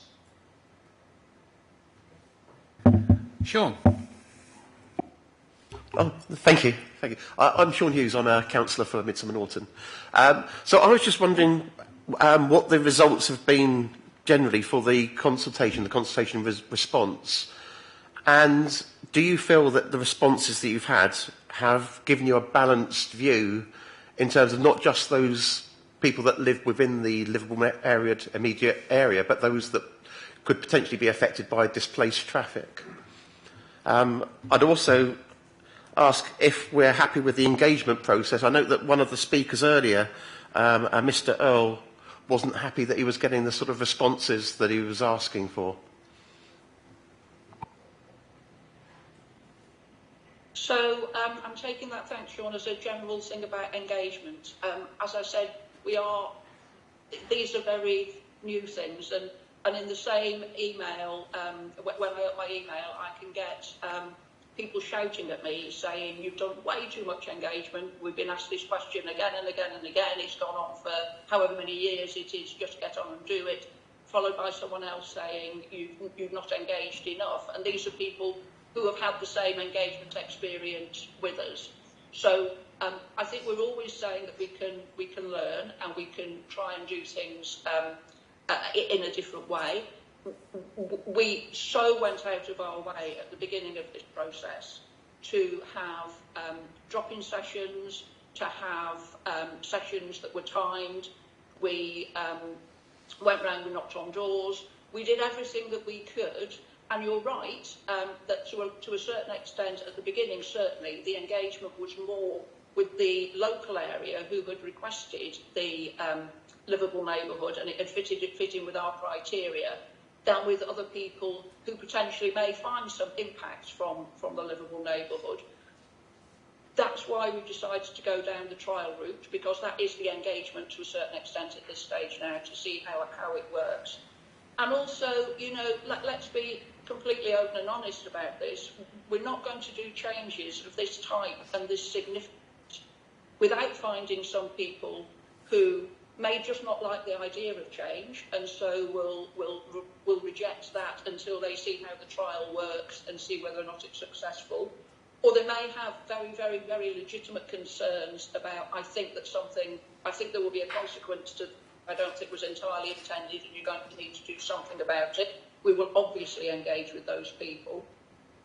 But in the end, to me, if someone's objection to the scheme is that they may have to drive 2 or 3 minutes more when they're doing I want to drive my child to a school that's within a mile and it's going to take me a little bit longer to do that, on balance, I believe that we as an authority believe that in order to make healthy and safety livable neighbourhoods, that will be a balance that we will take. So there will be some people who will not want to do this because what it's doing is asking them to change either their route or changing the way that they think about how they get around the path, and that is always painful. I cannot tell you how open we've been and how much input we've got from people who you heard from a range this morning, didn't you? A couple of people who've got some queries and were not terribly pro, and some people who are very pro. We will get more of that if and when we decide to move forward with the trials and people see how it actually works out. Okay, we are past time, so I think I'll allow one question and then one question and then that's it. Okay? Thank you, Chair. My next question is about the level of traffic analysis that's been done with each of the designs. And this is something, Mandy, you and I have talked about in the past, partly because it wasn't evident to me that very much traffic analysis was being done. And you mentioned that to do a sort of full-blooded platinum standard traffic analysis would be hundreds of thousands of pounds. But my point is that there is value in doing a certain level of traffic analysis. And I've done my own for my own livable neighbourhood in Walcott, and it took me about sort of 4 or 5 hours. So, and I haven't charged hundreds of thousands of pounds for that. So I'd like some sort of description, if you would, of the level of traffic analysis that's been performed for each of these livable neighbourhoods to understand how the interventions are expected to affect traffic flows and the impacts that they will have on residents, not just on the rat runners that we're trying to stop. Thanks, Joel. Chair, with your permission, this is another question I'm going to delegate to officers, and perhaps it would be good if this is okay, if you could broaden it into what analysis has been done up till now and our plans for monitoring during the fact that we're putting this in, so that we can show all the evidence that John may want to see.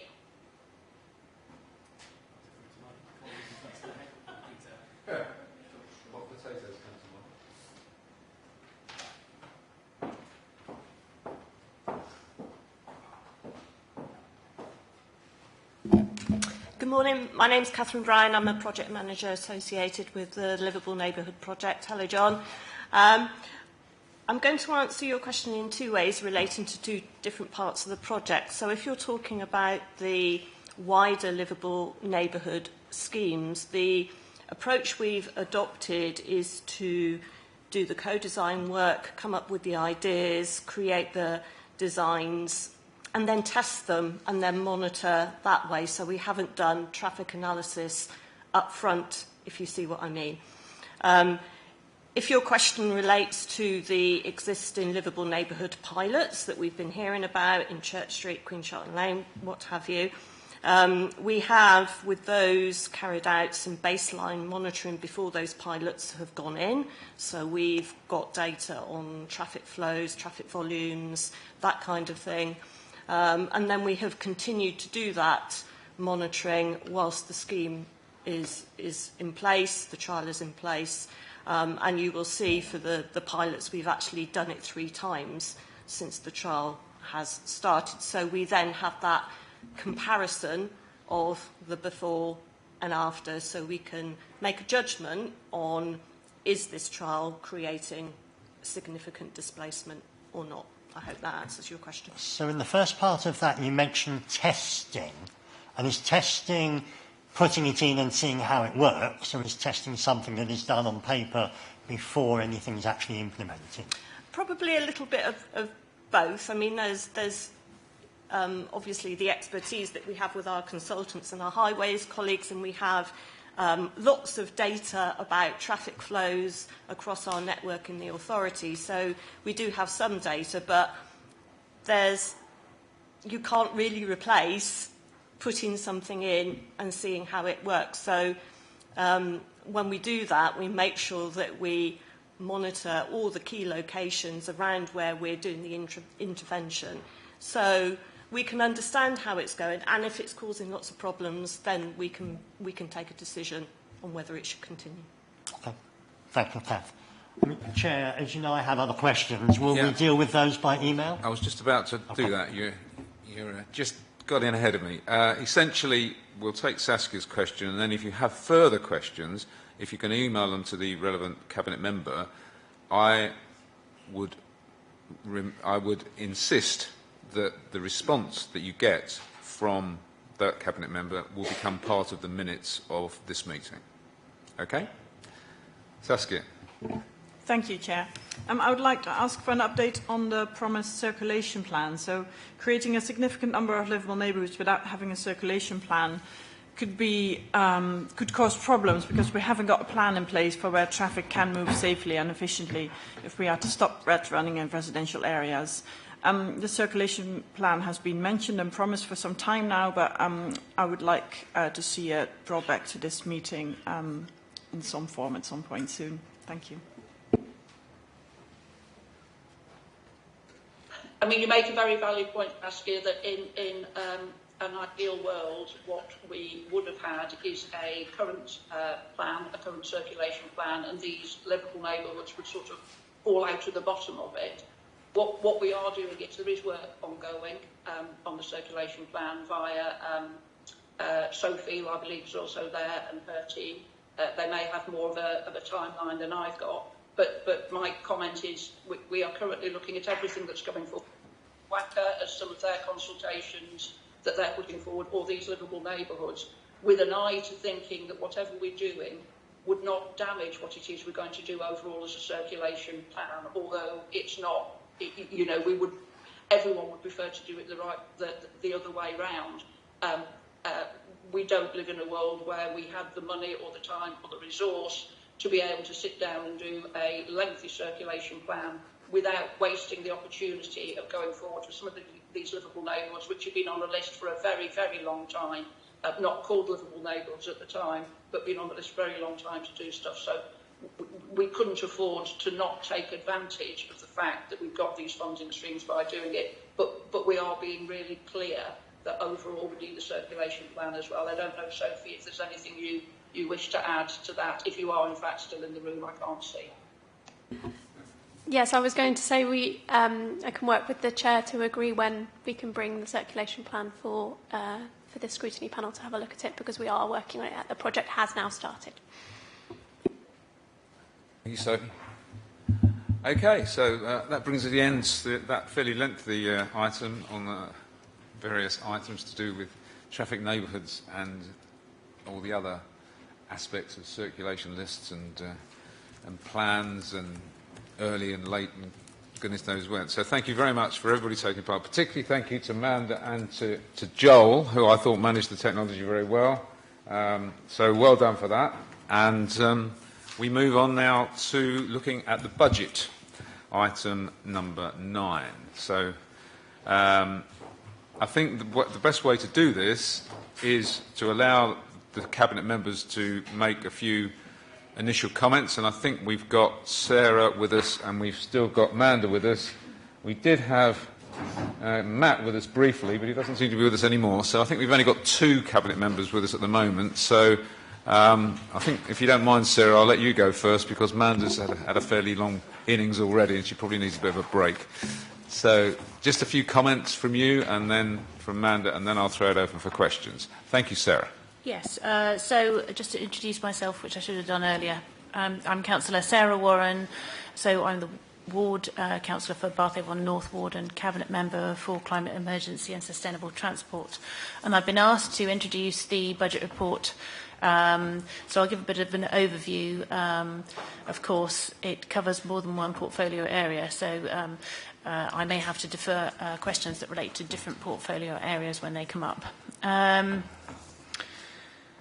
So I'm really pleased to be here introducing this budget report. Local government around the country is facing challenges in managing intense pressures on its budgets from mounting inflation and rising demand for services. Recently, a number of councils have issued S114 notices, essentially declaring themselves bankrupt. We won't be, but this is a new phenomenon for local government that has arisen out of first austerity, then Brexit, then COVID, now war in Ukraine, and no doubt other wars currently and in future that will impact our finances. It's taking place amongst councils across the political spectrum. In 2013, our revenue support grant from central government, the general funds granted to councils to run their operation, was £31 million. This year, it's just £800,000. We can bid for government grants for one-off specific purposes, which we are looking to do across the gamut of the council's operations, but this involves working up competitive bids for pots of cash. It takes a lot of officer time, and it makes it very difficult to plan because the money isn't guaranteed. The pressures on spending, particularly in social care, one of our statutory services, accounting for a large proportion of our overall budget, are enormous. This means that for those areas of the Council's work that are discretionary, meaning it is our choice to do them, such as green transformation, it's harder and harder to carve anything at all from the pie.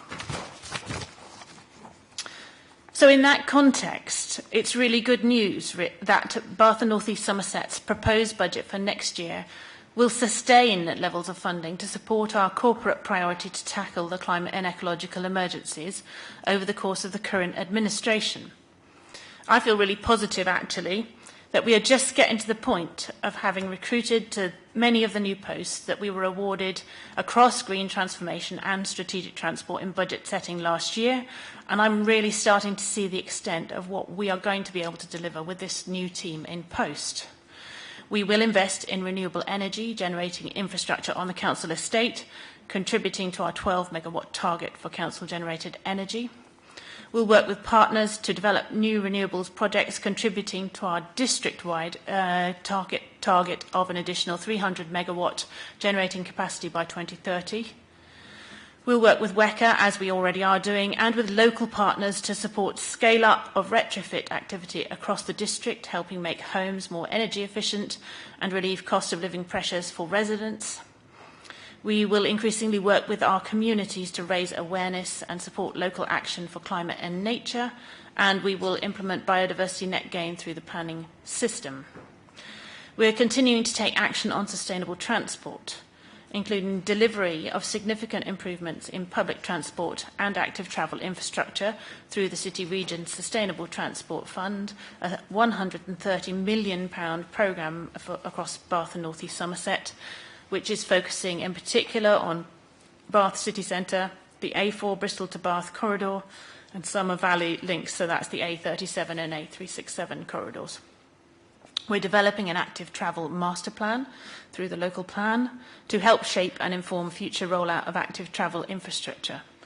We're working with the combined authority to develop and deliver electric vehicle charging points across the district. And in today's papers, you'll have seen that we are proposing to earmark £2 million of our Clean Air Zone Reserve Fund to commence the build-out of the Scholars Way cycle route linking educational establishments and neighbourhoods in the south of Bath, as well as a supplement for our local highways improvement schemes, which all aim to improve pedestrian safety around the district in support of our recent Vision Zero declaration. In addition, we've been able to allocate further funding that will allow us to increase our capacity to develop active travel projects and attract further investment in sustainable local transport infrastructure, and to invest further in our green infrastructure programme of work across Bathscape, Waterspace, Summer Valley Rediscovered, Chew Valley Reconnected, to deliver more nature recovery work and better access for people to local nature. Across our wider operations, we are ensuring that we use tools available to us as a highways authority to support our commitments around climate and nature emergency, and I'm sure Amanda will tell you more. We're increasing our base budget funding for Clean and Green, the initiative that enables increased weed clearance, maintaining highway gullies to prevent flooding, cutting back vegetation and removing litter on main roads. We're investing in our frontline staff for waste services, honouring funding commitments made to the unions and implementing operational and contract efficiencies through the use of the new Pixash Lane recycling depot that will be fully operational from the start of this year.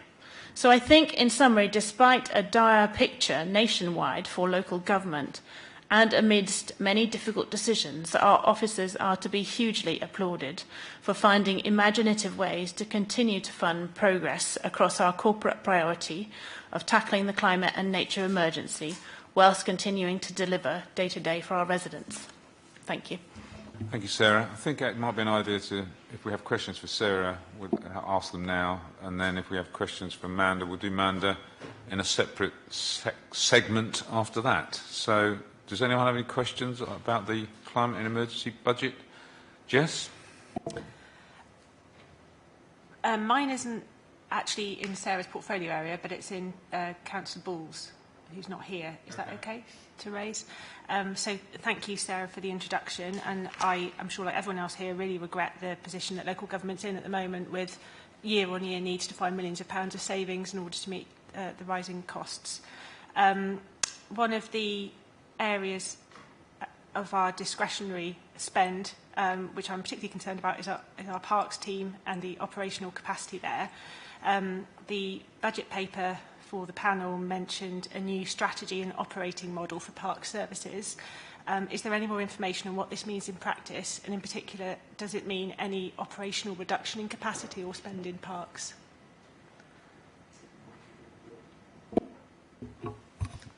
Thank you, Councillor. With the park service, we know how important it is for everybody to have the green open spaces, and we spend somewhere in the region of £2.5 million a year on maintaining those green areas for the benefit of all, from children to old people, to just having that ability to really focus on well-being of the community. We're looking at a number of different options to save the money. It's a very small percentage overall of our total spend, but we will be focusing and continuing to move the model towards focusing on the day-to-day provision of the parks and making sure that they are maintained at the standards we expect. That does mean we have to take some tough decisions on what we're going to do for future development and how we're going to focus our spend on new initiatives. And the small amount of changes will be around trying to use better technology to understand where we cut grass, for example, how we manage the time we have available, and really trying to continue to do what we do, but do it more effectively and efficiently over the areas we have to manage. So it's not about cutting numbers of people, but changing the way we work? We will have to look at the entirety of the model to be able to understand how we can drive the efficiency and reduce the overall cost within that business model. But it's all about trying to make sure that we deliver the best possible park service for everybody at the most effective cost. So there is a challenge, and there is always a conflict between how many assets you have to manage, how many times a year, a day, etc. You maintain them, where you cut grass, where you do all the specific changes to the service. So we will have to look through all of the options and try to do it. But what we guarantee is recognising the importance of green spaces for people and making sure they're maintained to the standards that people expect. Thank you. Would it be possible to see some further detail about that review of the operating model when you have it? Okay, I have Grant and then Sean. So we're aiming just what is in Sarah's portfolio. So I've got strategic transport, council house building and parking charges. So just the strategic transport. Yeah. Okay, so there's just a bit on strategic transport, a note in there in the papers on additional top-up payments to the transport levy paid to the West of England Combined Authority. And I wondered if you could please explain some context to that point and what that actually means. Because obviously we've had a lot of difficulties with the transport levy in recent years, particularly last year when it wasn't increased by Baines, and therefore there was a political decision made to stop the funding of subsidised buses in areas where I represent, particularly the 82 and the 179, which I'm sure, Sarah, you'll be aware of. So that particular point, I just hope that that doesn't mean we're sort of doing the same thing again and we're going to be in a situation where we're going to have to cut more subsidised services. So if you could give some more detail on that, that would be very helpful. Sure. I do need to correct you, actually. Last year, the tender for supported services, in the tender, we saw a significant increase of 43% in costs. So we, in Baines, in response to these costs, WECA Committee agreed to continue funding services in and around Bath because the bus service improvement plan was providing new services in North East Somerset. This decision involved the utilisation of our transport levy along with an additional £160,000 in recurring funding. So there was a significant uplift. Over recent years, Bath and North East Somerset has observed a noteworthy reduction in concessionary fares expenditure. That's the expenditure on the older people's fares. In the fiscal year, last fiscal year, so 22-23, when Baines allocated £3.7 million, the actual expenditure was just £2.7 million, resulting in a substantial underspend at WECA. So that's our funding that we'd given to WECA, a substantial underspend of £1 million. Forecasts from WECA indicate a similar underspend this year. So we directly contribute £780,000 to supported bus services through the transport levy. There was an additional one-off uplift this year of £281,000 that's been agreed for this financial year, decreasing to a permanent addition of £160,000 ongoingly. So the suggestion is that we reduce that £160,000. Is there anything, Sophie, is there more that you want to add? Thank you. So we've seen, as Sarah pointed out, quite significant underspends on the main transport levy that we passport to WECA to fund services. We agreed last year a top-up to that transport levy of £160,000 to support bus services in the Baines area, albeit we couldn't afford the significant further uplift that would have been required to protect every single bus service, including the ones that you mentioned in your area. So we had to make painful decisions last year to prioritise. But however, we've seen this underspend on the concessionary fares, so the top-up does not feel fair because elsewhere funding is going into WECA and being lost in a sense through the transport levy. So the proposal is that we would remove that uplift, protect the same services, but use the underspend on concessionary fares to fund those services. I'll add that, so I gather there's discussions starting with WECA involving all the unitary authorities around the transport levy, because clearly a discussion needs to be had. And in the meantime, as you know, we continue to lobby the Mayor to spend some of his £57 million for bus service improvement to restore services across North East Somerset, and have submitted a proposal to him. Can I just, if you don't mind? To the money you're moving from the understanding the concessionary side of things, and you said that was, how much?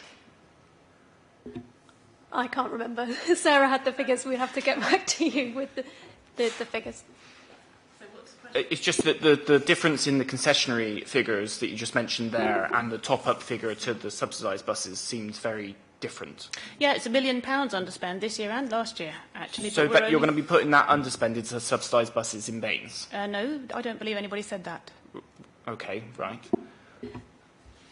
It's a decision for the combined authority how the overall transport levy is spent. So the underspends on concessionary fares are moved around within the combined authority to spend on other bus priorities, including the supported services in Baines. But that's not a decision we can take as a council by ourselves. Those are WECA committee decisions. However, the top-up to the transport levy that we included last year was 160,000. We can and do take decisions on that as part of the council's budget setting, and it's that part that we propose to end because it's no longer necessary.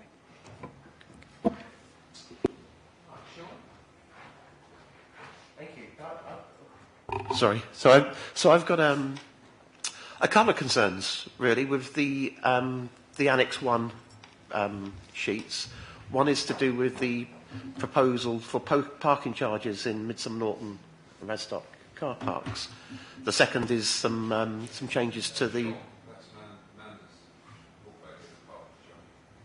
car. Okay. The parking charges is Mandus. I don't know why I keep on doing that, but you know what I mean. Okay. So do you want me to?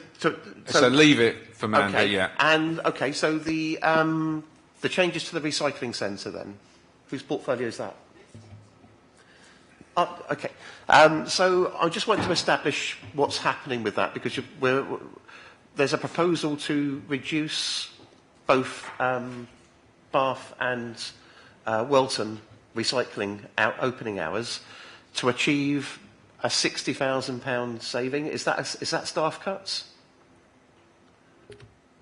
So thank you, Councillor. Yes. So the proposal is to, within the consultation that's currently open for the public and yourselves to respond to, the proposal is to reduce the opening hours of the recycling centres, to close them for 1 or 2 days a week for the Welton and Bath sites, leaving the Pixash site open 7 days a week. That is a proposal that would come forward. Obviously, the number of staff we have across our waste teams, we wouldn't see that as a direct staff cut because we use many different types of staffing, including agency and casual staff, to fill gaps where we have long-term and short-term sickness, holiday cover, etc., etc. So whilst there is a proposal within the consultation to consider that proposal, it would just mirror what's already in place with all of our neighbouring authorities. So there's no Baines staff cuts involved in that? No frontline staff of ours are going to be cut in that process? So there may be a reduction in hours to each site, but because it's a large service, that we don't anticipate necessarily redundancy scenarios for that process. We just heard from Councillor Warren that we were going to protect frontline staff. So I'm confused now. Are we protecting them or are we making them redundant in this particular scenario? So there would be a reduction of staffing hours on the site. We would use reallocation to other parts of the business for any staff that were affected. So there wouldn't be direct redundancy implications for any staff. Okay. And so as far as this reduction is concerned, you've kindly sent me the figures for the average bookings per day. So do you think that number of bookings can be accommodated within the reduced hours, or are we now going to expect residents to go to Pickash Lane to recycle from places like Midsummer Norton and Bath? So the booking system within the recycling centres has actually been really, really successful, and it's a model mirrored by many authorities because it gives a level of certainty and capacity when you turn up to utilise the site. So we suggest that most people, when they make a booking, will look what days are available to make their booking, and that won't change going forward. If there's days when the site, a single day is not available, they will simply book on another day at the site. For those who have an urgent need to get rid of waste of any type, we offer 7 days a week at Pixash, so they have a relatively local, as in within the local authority area, option, or a more convenient choice to book on a day that suits them better. I guess my question is, with these reductions, do you still have the capacity to maintain this amount of bookings? Yes. Okay. Thank you. Thank you, Sean. No more questions, so thank you, Sarah. And we'll move on to Manda now. Amanda, would you like to give a comment? You've already seen something about car parking charges, so I think that's probably going to come up, but I'm sure there may be other areas you'd like to identify as well. Cheers. Thank you, Chair.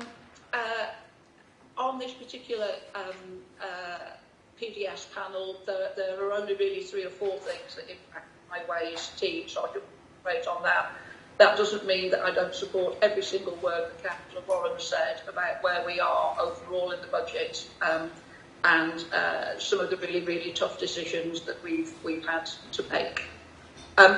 From the highways team perspective, we have, in the papers in front of you, we have 2 major proposals in effect. First of all, I'm looking at the proposals that we put forward for our line painting. As a highways team and as an authority, we have assets in the form of roads and footpaths and car parks, and all those assets require investment in order to keep them up to a certain standard. So with the funding cuts that Sarah has mentioned, although we've done very well actually at probably getting more than our fair share, we haven't been immune to the fact that overall and over a long period of time, this is not a party political local dig at all, we've all had to do it, we've had to cut our cloth. So we have fallen behind in the past in things like pothole filling or resurfacing, and we've got proactive plans to try and catch up on that. And in this particular budget, one of the that we have identified as something that we probably need to double the spend short term to try and get back to a steady state is round line painting. And this is really quite important because obviously as a highways authority, there are lots of things that we have to consider, but people's health and safety is absolutely right at the top. So we're proposing putting a programme forward to make sure, and I'm sure that all of you as ward councillors have got residents saying, look, we need to have our lines painted. We can't actually see where the stop line is or where the yellow cross hatch is, and it's dangerous. So that is one of our proposals. And then the other major proposal that I'm sure you're right, Chair, people may want to talk about is around extending what is currently the emissions-based parking charges in Bath to our other council car parks. Within Bath, we have residence parking zones, and we moved to emissions-based parking charges for them. And the logical thought was that if we are treating our residents in the way that we're sort of emphasising the fact that the polluter pays, and there is a sliding scale of what people pay according to the emissions of their cars, we should also do the same for people who are coming in and using car parks. The way that we implemented that was, in effect, we kept the car parking charges at the time the same for those cars that are the least polluting and started adding on increases for the cars that are more polluting. So now we look at the car parks that we currently don't have any charges on, and it will not be a surprise to me that people will not look at it and go, I'm really, really grateful, thank you so much for bringing in car parking charges. And when this goes out for consultation, were it to go through the budget, we would have to do the formal TRO. That's the kind of input that I'm sure we would get as a knee-jerk gut feel reaction. However, what we need to look at is how we make these places healthier and safer, and also look at the nuance round what we're trying to propose, because there are arguments that say having completely free parking on all our car parks, A, doesn't actually help us maintain the asset particularly, and also if the argument is around shoppers and their access to the shops, because we want to see vibrant, healthy high streets throughout the authority, then actually having a mechanism whereby there's turnover of people and having access to the car parking spaces is a good thing rather than a bad thing, because otherwise we end up with some of the spaces being blocked all day, every day, by people just parking there for free. And if we are going to contemplate as part of our budget putting car parking charges in the other car parks and then follow it up, as I say, by a TRO if it gets through the budget, it seems sensible that we look at our climate policies, we look at our nature policies and say what we have decided to do in Bath as a principle is correct, and the polluter pays is a principle that we work on. And in fact, I can heartily recommend to any of you, if you go on our website, there is a really lovely little video of how these work, because although it sounds quite a complex thing to work out what the emissions are from the car and how to pay, from the user point of view, we have protected within Bath the cash and card payments, and in fact all you really need to do, all you actually need to do is put in your car registration and how long you intend to stay for, and it will tell you what you owe. So it is not, the back end may be complex because you have to talk to the DVLA and get the information, but the user experience is not that complex. You can actually check in advance were you to want to, what it would actually cost you to do this, and if you do it via the app and suddenly you decide you want to stay in longer, you can actually extend your stay over the app. So what we are proposing to do is something that if you look at councils up and down the country, very, very, very few places are now offering free parking. We are completely aware that we need to pitch the numbers at a level that will not detract from the high street, and will so we're not saying that we charge the same things as we would in Bath, but the principle would still be the same about the people who drive the most polluting cars into an area would be the people who pay more. So that's what we are out for consultation on currently. I suspect there's going to be quite a few questions, so in the interest of time, I'll leave it there, Chair. Thank you, Amanda. Questions? Grant, John and Michael and Sean. Grant? Yeah, so we've seen obviously the car parking charges. Amanda's discussed it quite a bit. It came up 2 years ago. We ran a campaign on it then, and it was the decision was U-turned, and they decided it wasn't the thing that they want to be doing in Radstock and Midsman Norton. And it's reared its ugly head again. The disappointing thing for me is that the arguments that are being used, I think, are sort of counterproductive to what you want to achieve. I think Amanda used the line, parking for free all day, every day. There are parking restrictions in place in Radstock. In one of the car parks, it's 4 hours, and in another car park, it's 5 hours. So I want to see if there's any where's the evidence? Have we had enforcement officers out ticketing these locations because people have been doing that all the time? Where's the detail to show us that is an acute problem? And I think it is a problem. Genuinely think it is a problem in Midsman Norton and Radstock. I don't think the answer to that is bringing in car parking charges that are going to disillusion so many people from using those high streets that are already very fragile. And I ran a campaign, like I said, 2 years ago. I went round the shops in Radstock and Midsman Norton, and some of those shops aren't trading anymore. That should be eye-opening to the council before they go gun-ho into saying they're making everyone's lives healthier by bringing in car parking charges, which is just farcical, because the bottleneck of Radstock, for example, isn't going to there's going to be no difference made to that because the through traffic's onto the various different locations you've got to go to by introducing car parking charges. Now, I think there are possible solutions and ways of Yeah. So, it's the wider thing is about the research mainly. Where is the detail? Where is what enforcement action has been undertaken and to prove that this needs to happen? So the question, Amanda, is about research. Okay, so if we're talking about the detail about how we've come up with these specific proposals, then I am going to defer on the detail to Chris. Thank you, Councillor.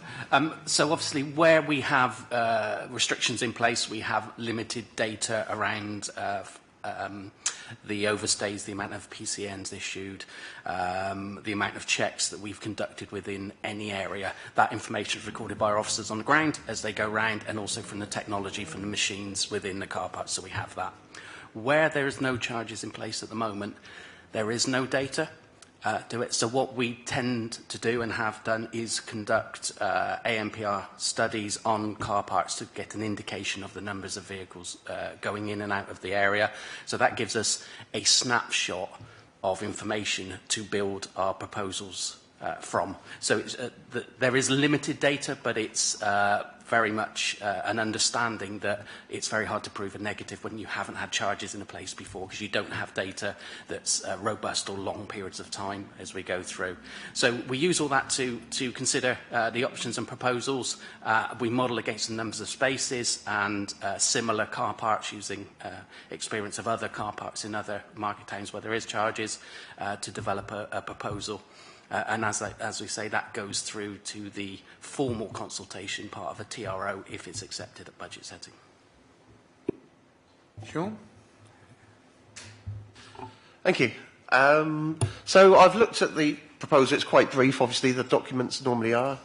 And it makes a few points. I mean, the first one is it seems to be saying that Midsummer Norton High Street is comparable with Keynsham, which is absolutely ridiculous. I mean, in the last 10 years, Keynsham has had, what, £28 million civic centre, 96 apartments built, millions of pounds spent there, millions spent on regeneration of the high streets, redevelopment of the high streets. It's had a huge amount of money spent on it to improve shopper experience, to improve the footfall here. These buildings alone bring in, I don't know how many thousands of people a week in terms of footfall. Bath has had even more money spent on it to do that. I mean, £10 million on barriers, £7 million on an old post office, over £2 million just on a feasibility study to look at what they can do to improve Milsom Street. By comparison, Midsummer Norton has been totally neglected for a decade or more, and most of the businesses in the high street are struggling to survive. And a small gesture like a free car park is hugely beneficial to helping those businesses survive, and some businesses seriously won't survive without it.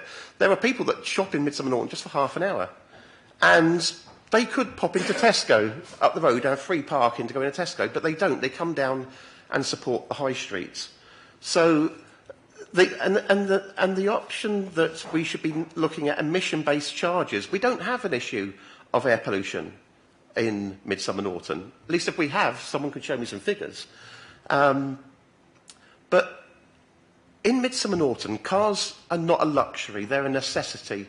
And a lot of people have cars even though they struggle to afford to have them, but they need them to get to work. They need them to get to... Can we have a question, please? Well, the question is, why on earth are you doing it? Why are you penalising Midsummer Norton High Street when we know the dynamics of the High Street are so fragile, and this will have a detrimental effect to it? I think Man has already answered that question, but I'll give her a chance to answer it again. Yeah, so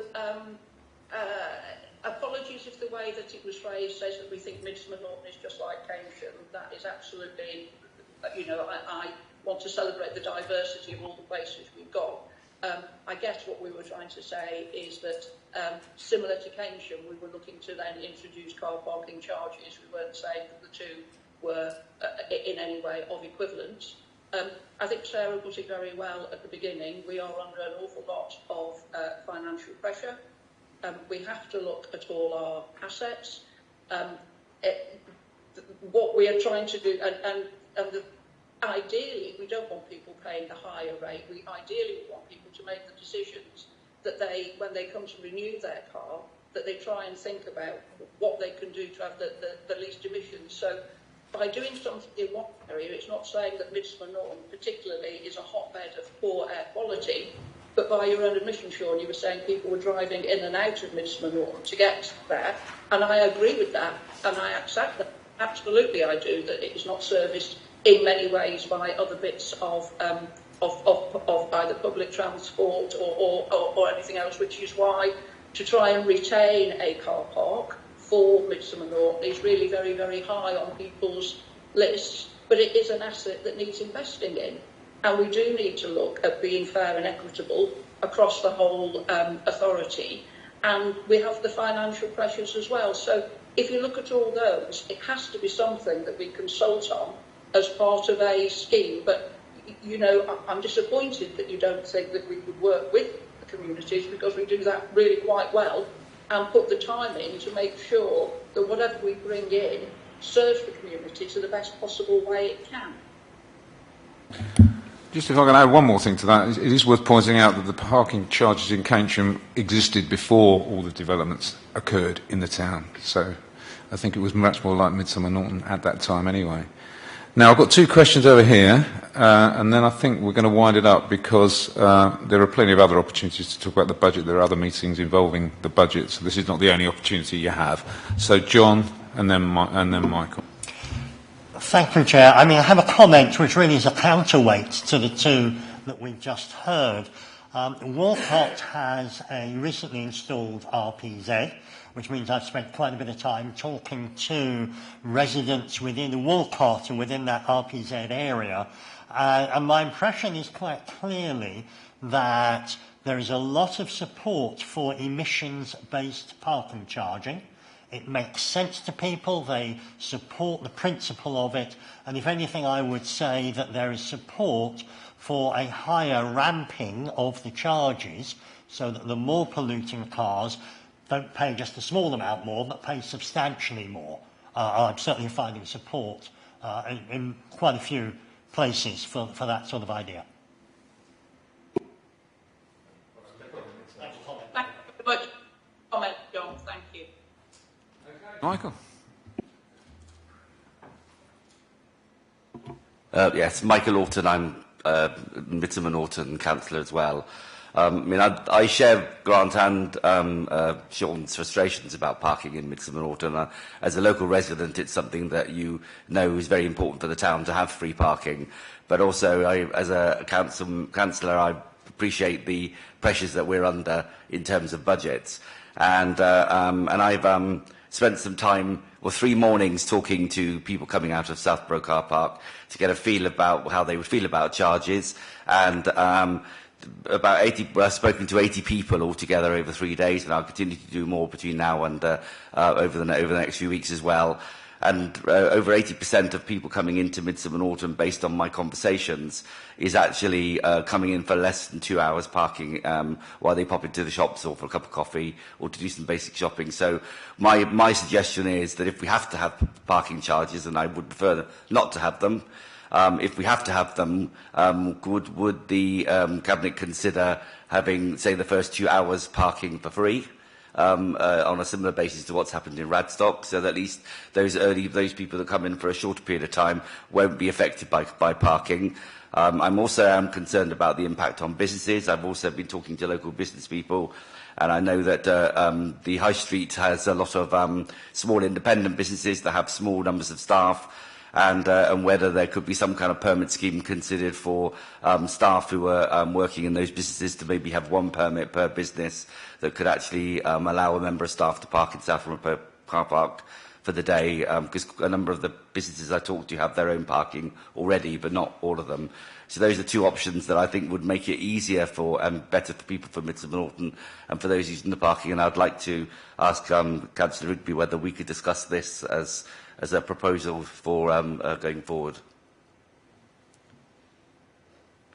Yeah, absolutely, Michael, and thank you for putting the time in to do the work to get the nuanced picture.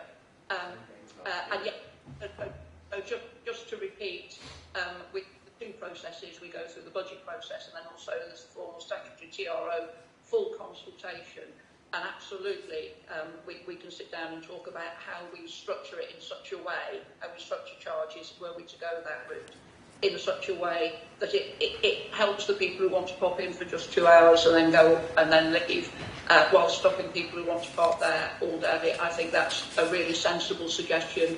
I really value you bringing it to this to me, and yeah, let's talk further. Yeah, I mean, in Keynsham, you get half an hour free, so that's something, and it does help people who want to just pop in to get a paper or whatever, you know. So it is about balance. Sean? Can I just comment on this emission-based charging method? We come from different areas, clearly. In Midsummer Norton, we see that as penalising the poorest that can't afford an electric car. They can't afford the latest or the most fuel-efficient vehicles. So maybe that's a scheme that works in Bath. It certainly isn't something that works out in a working-class area like Midsummer Norton. I think it's fair to say there are probably poor people in Bath as well. So it's not something that just happens in Midsummer Norton, and there's poor people in Cambridge as well. Well, I wouldn't like to comment on that. I disagree with it, but I don't think it's my business to comment. Grant. Is it okay for me to ask my question on council house building? Because there was just an item in the papers. I just thought it was important. On council house building. Yeah? Yeah. So there's a line in there, and it against council house building, it just says to be confirmed.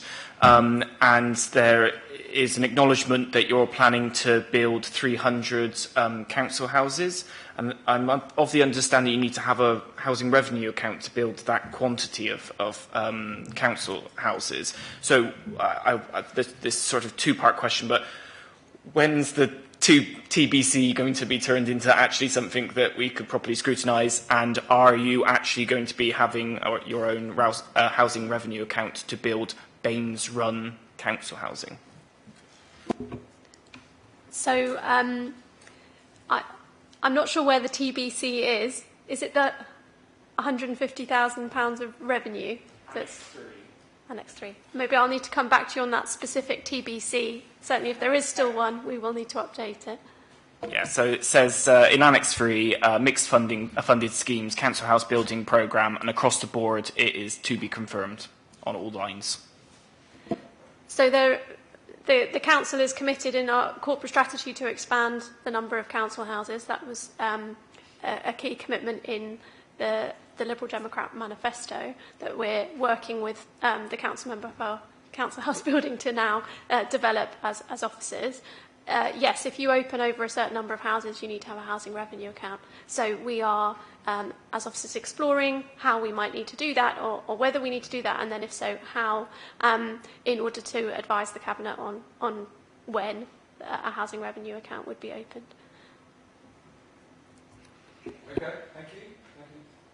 Thank you, Madam. Thank you, Sarah. I think we come to an end on that topic. I realise we're running a little late, but it's probably due to the large number of members of the public that we had at the start, which we didn't really take into account when we set the agenda. We only have one more item now, which is the panel future work plan, and we do have one or two items to put in here, but the meeting shouldn't last more than about another 10 minutes, so thank you for your patience. So, the task and finish group, I think, are you speaking to that, Karen? Just to say that we've met a couple of times now. We met with Public Health and the Parks team last meeting, and Friday week we welcomed the Allotment Association, so they've confirmed they're going to attend. So, yeah, good progress to date. Okay, and the other one was the transport programme? Oh, yeah, well, we've got two items I've made a note of that I've penciled in for our forward plan, the transport action plan and the circulation plan. So we'll work with officers in terms of timings for that and bring it back to the Chair and Vice Chair planning meeting. Are there any other items that you'd like to consider for the work plan? Yes, Grant? It's just one sort of request I've made before about the new Pickash recycling site. Just that because as a panel, well, I know most people are quite new on the panel, but I'm one of the old ones. And, we've scrutinised it several times, and it would just be nice to maybe do like a working group You want visit. a site visit? Yeah. Actually, it would be nice to, we've scrutinised it for years. It would be nice to actually visit and see what's what, and how well and effectively it's working. Come with us? Yeah, the local council has already decided that. I think when is it? It's to be decided. Oh, it's not agreed yet. Okay, well, but we're more the merrier. Yeah, we were in. I mean, we live here. We were in the same sort of position. We've been around. I did a litter pick quite near, and we went down. There's a fantastic shop there, which is really exciting to actually recycle stuff in that way, and it's an amazing facility. So. If you email young Alex here, we'll arrange a time for anyone who wants to come. You will even extend it to Bath, yeah, just this once. Okay. Yes. this isn't to the work plan, but it'd be nice at the next meeting if we could get a report on the what's it called, the food action group. If we could get something to be brought back, was that something that's on the agenda already? Yeah, Kerry just mentioned it. I don't know if we've got. Are we ready to get a report back? Yeah, we've put something in this this meeting's forward plan, but yeah, we'll bring more of an interim update, so there's a bit more detail for you to see for our March meeting. That's great. Thank you very much. Okay, at 12:25, I think we're ready to go and have some lunch. Yes, Saskia. Sorry, just any other business. In light of the possible cool down allotment closure... Hang on a minute. There isn't any other business on this agenda. Not? No. Sorry, so I don't think I can accept that because it's not on the agenda. Okay. I thought that was interesting. The draft plan. We're discussing the further work plan. If that's what you mean. Further work plan, yeah. So I'm just wondered if the housing policy included homelessness strategy. We usually get an update on that. I feel like we used to get one yearly, and there's nothing scheduled. So I was just wondering when that might be coming up to whether it was included in the housing policy or whether it used to be its own separate report. So just whether we can get that regular update. Okay, so I'm sorry about that, Saskia. I'm not quite sure what that was, but we'll talk about it at the end of the meeting. And I'd like to close the meeting now, so thank you for your attendance and thank you for the members of the public that have managed to survive to the end. Well done. Potential councillor, I suspect. Okay. Thank you, and have a safe journey home.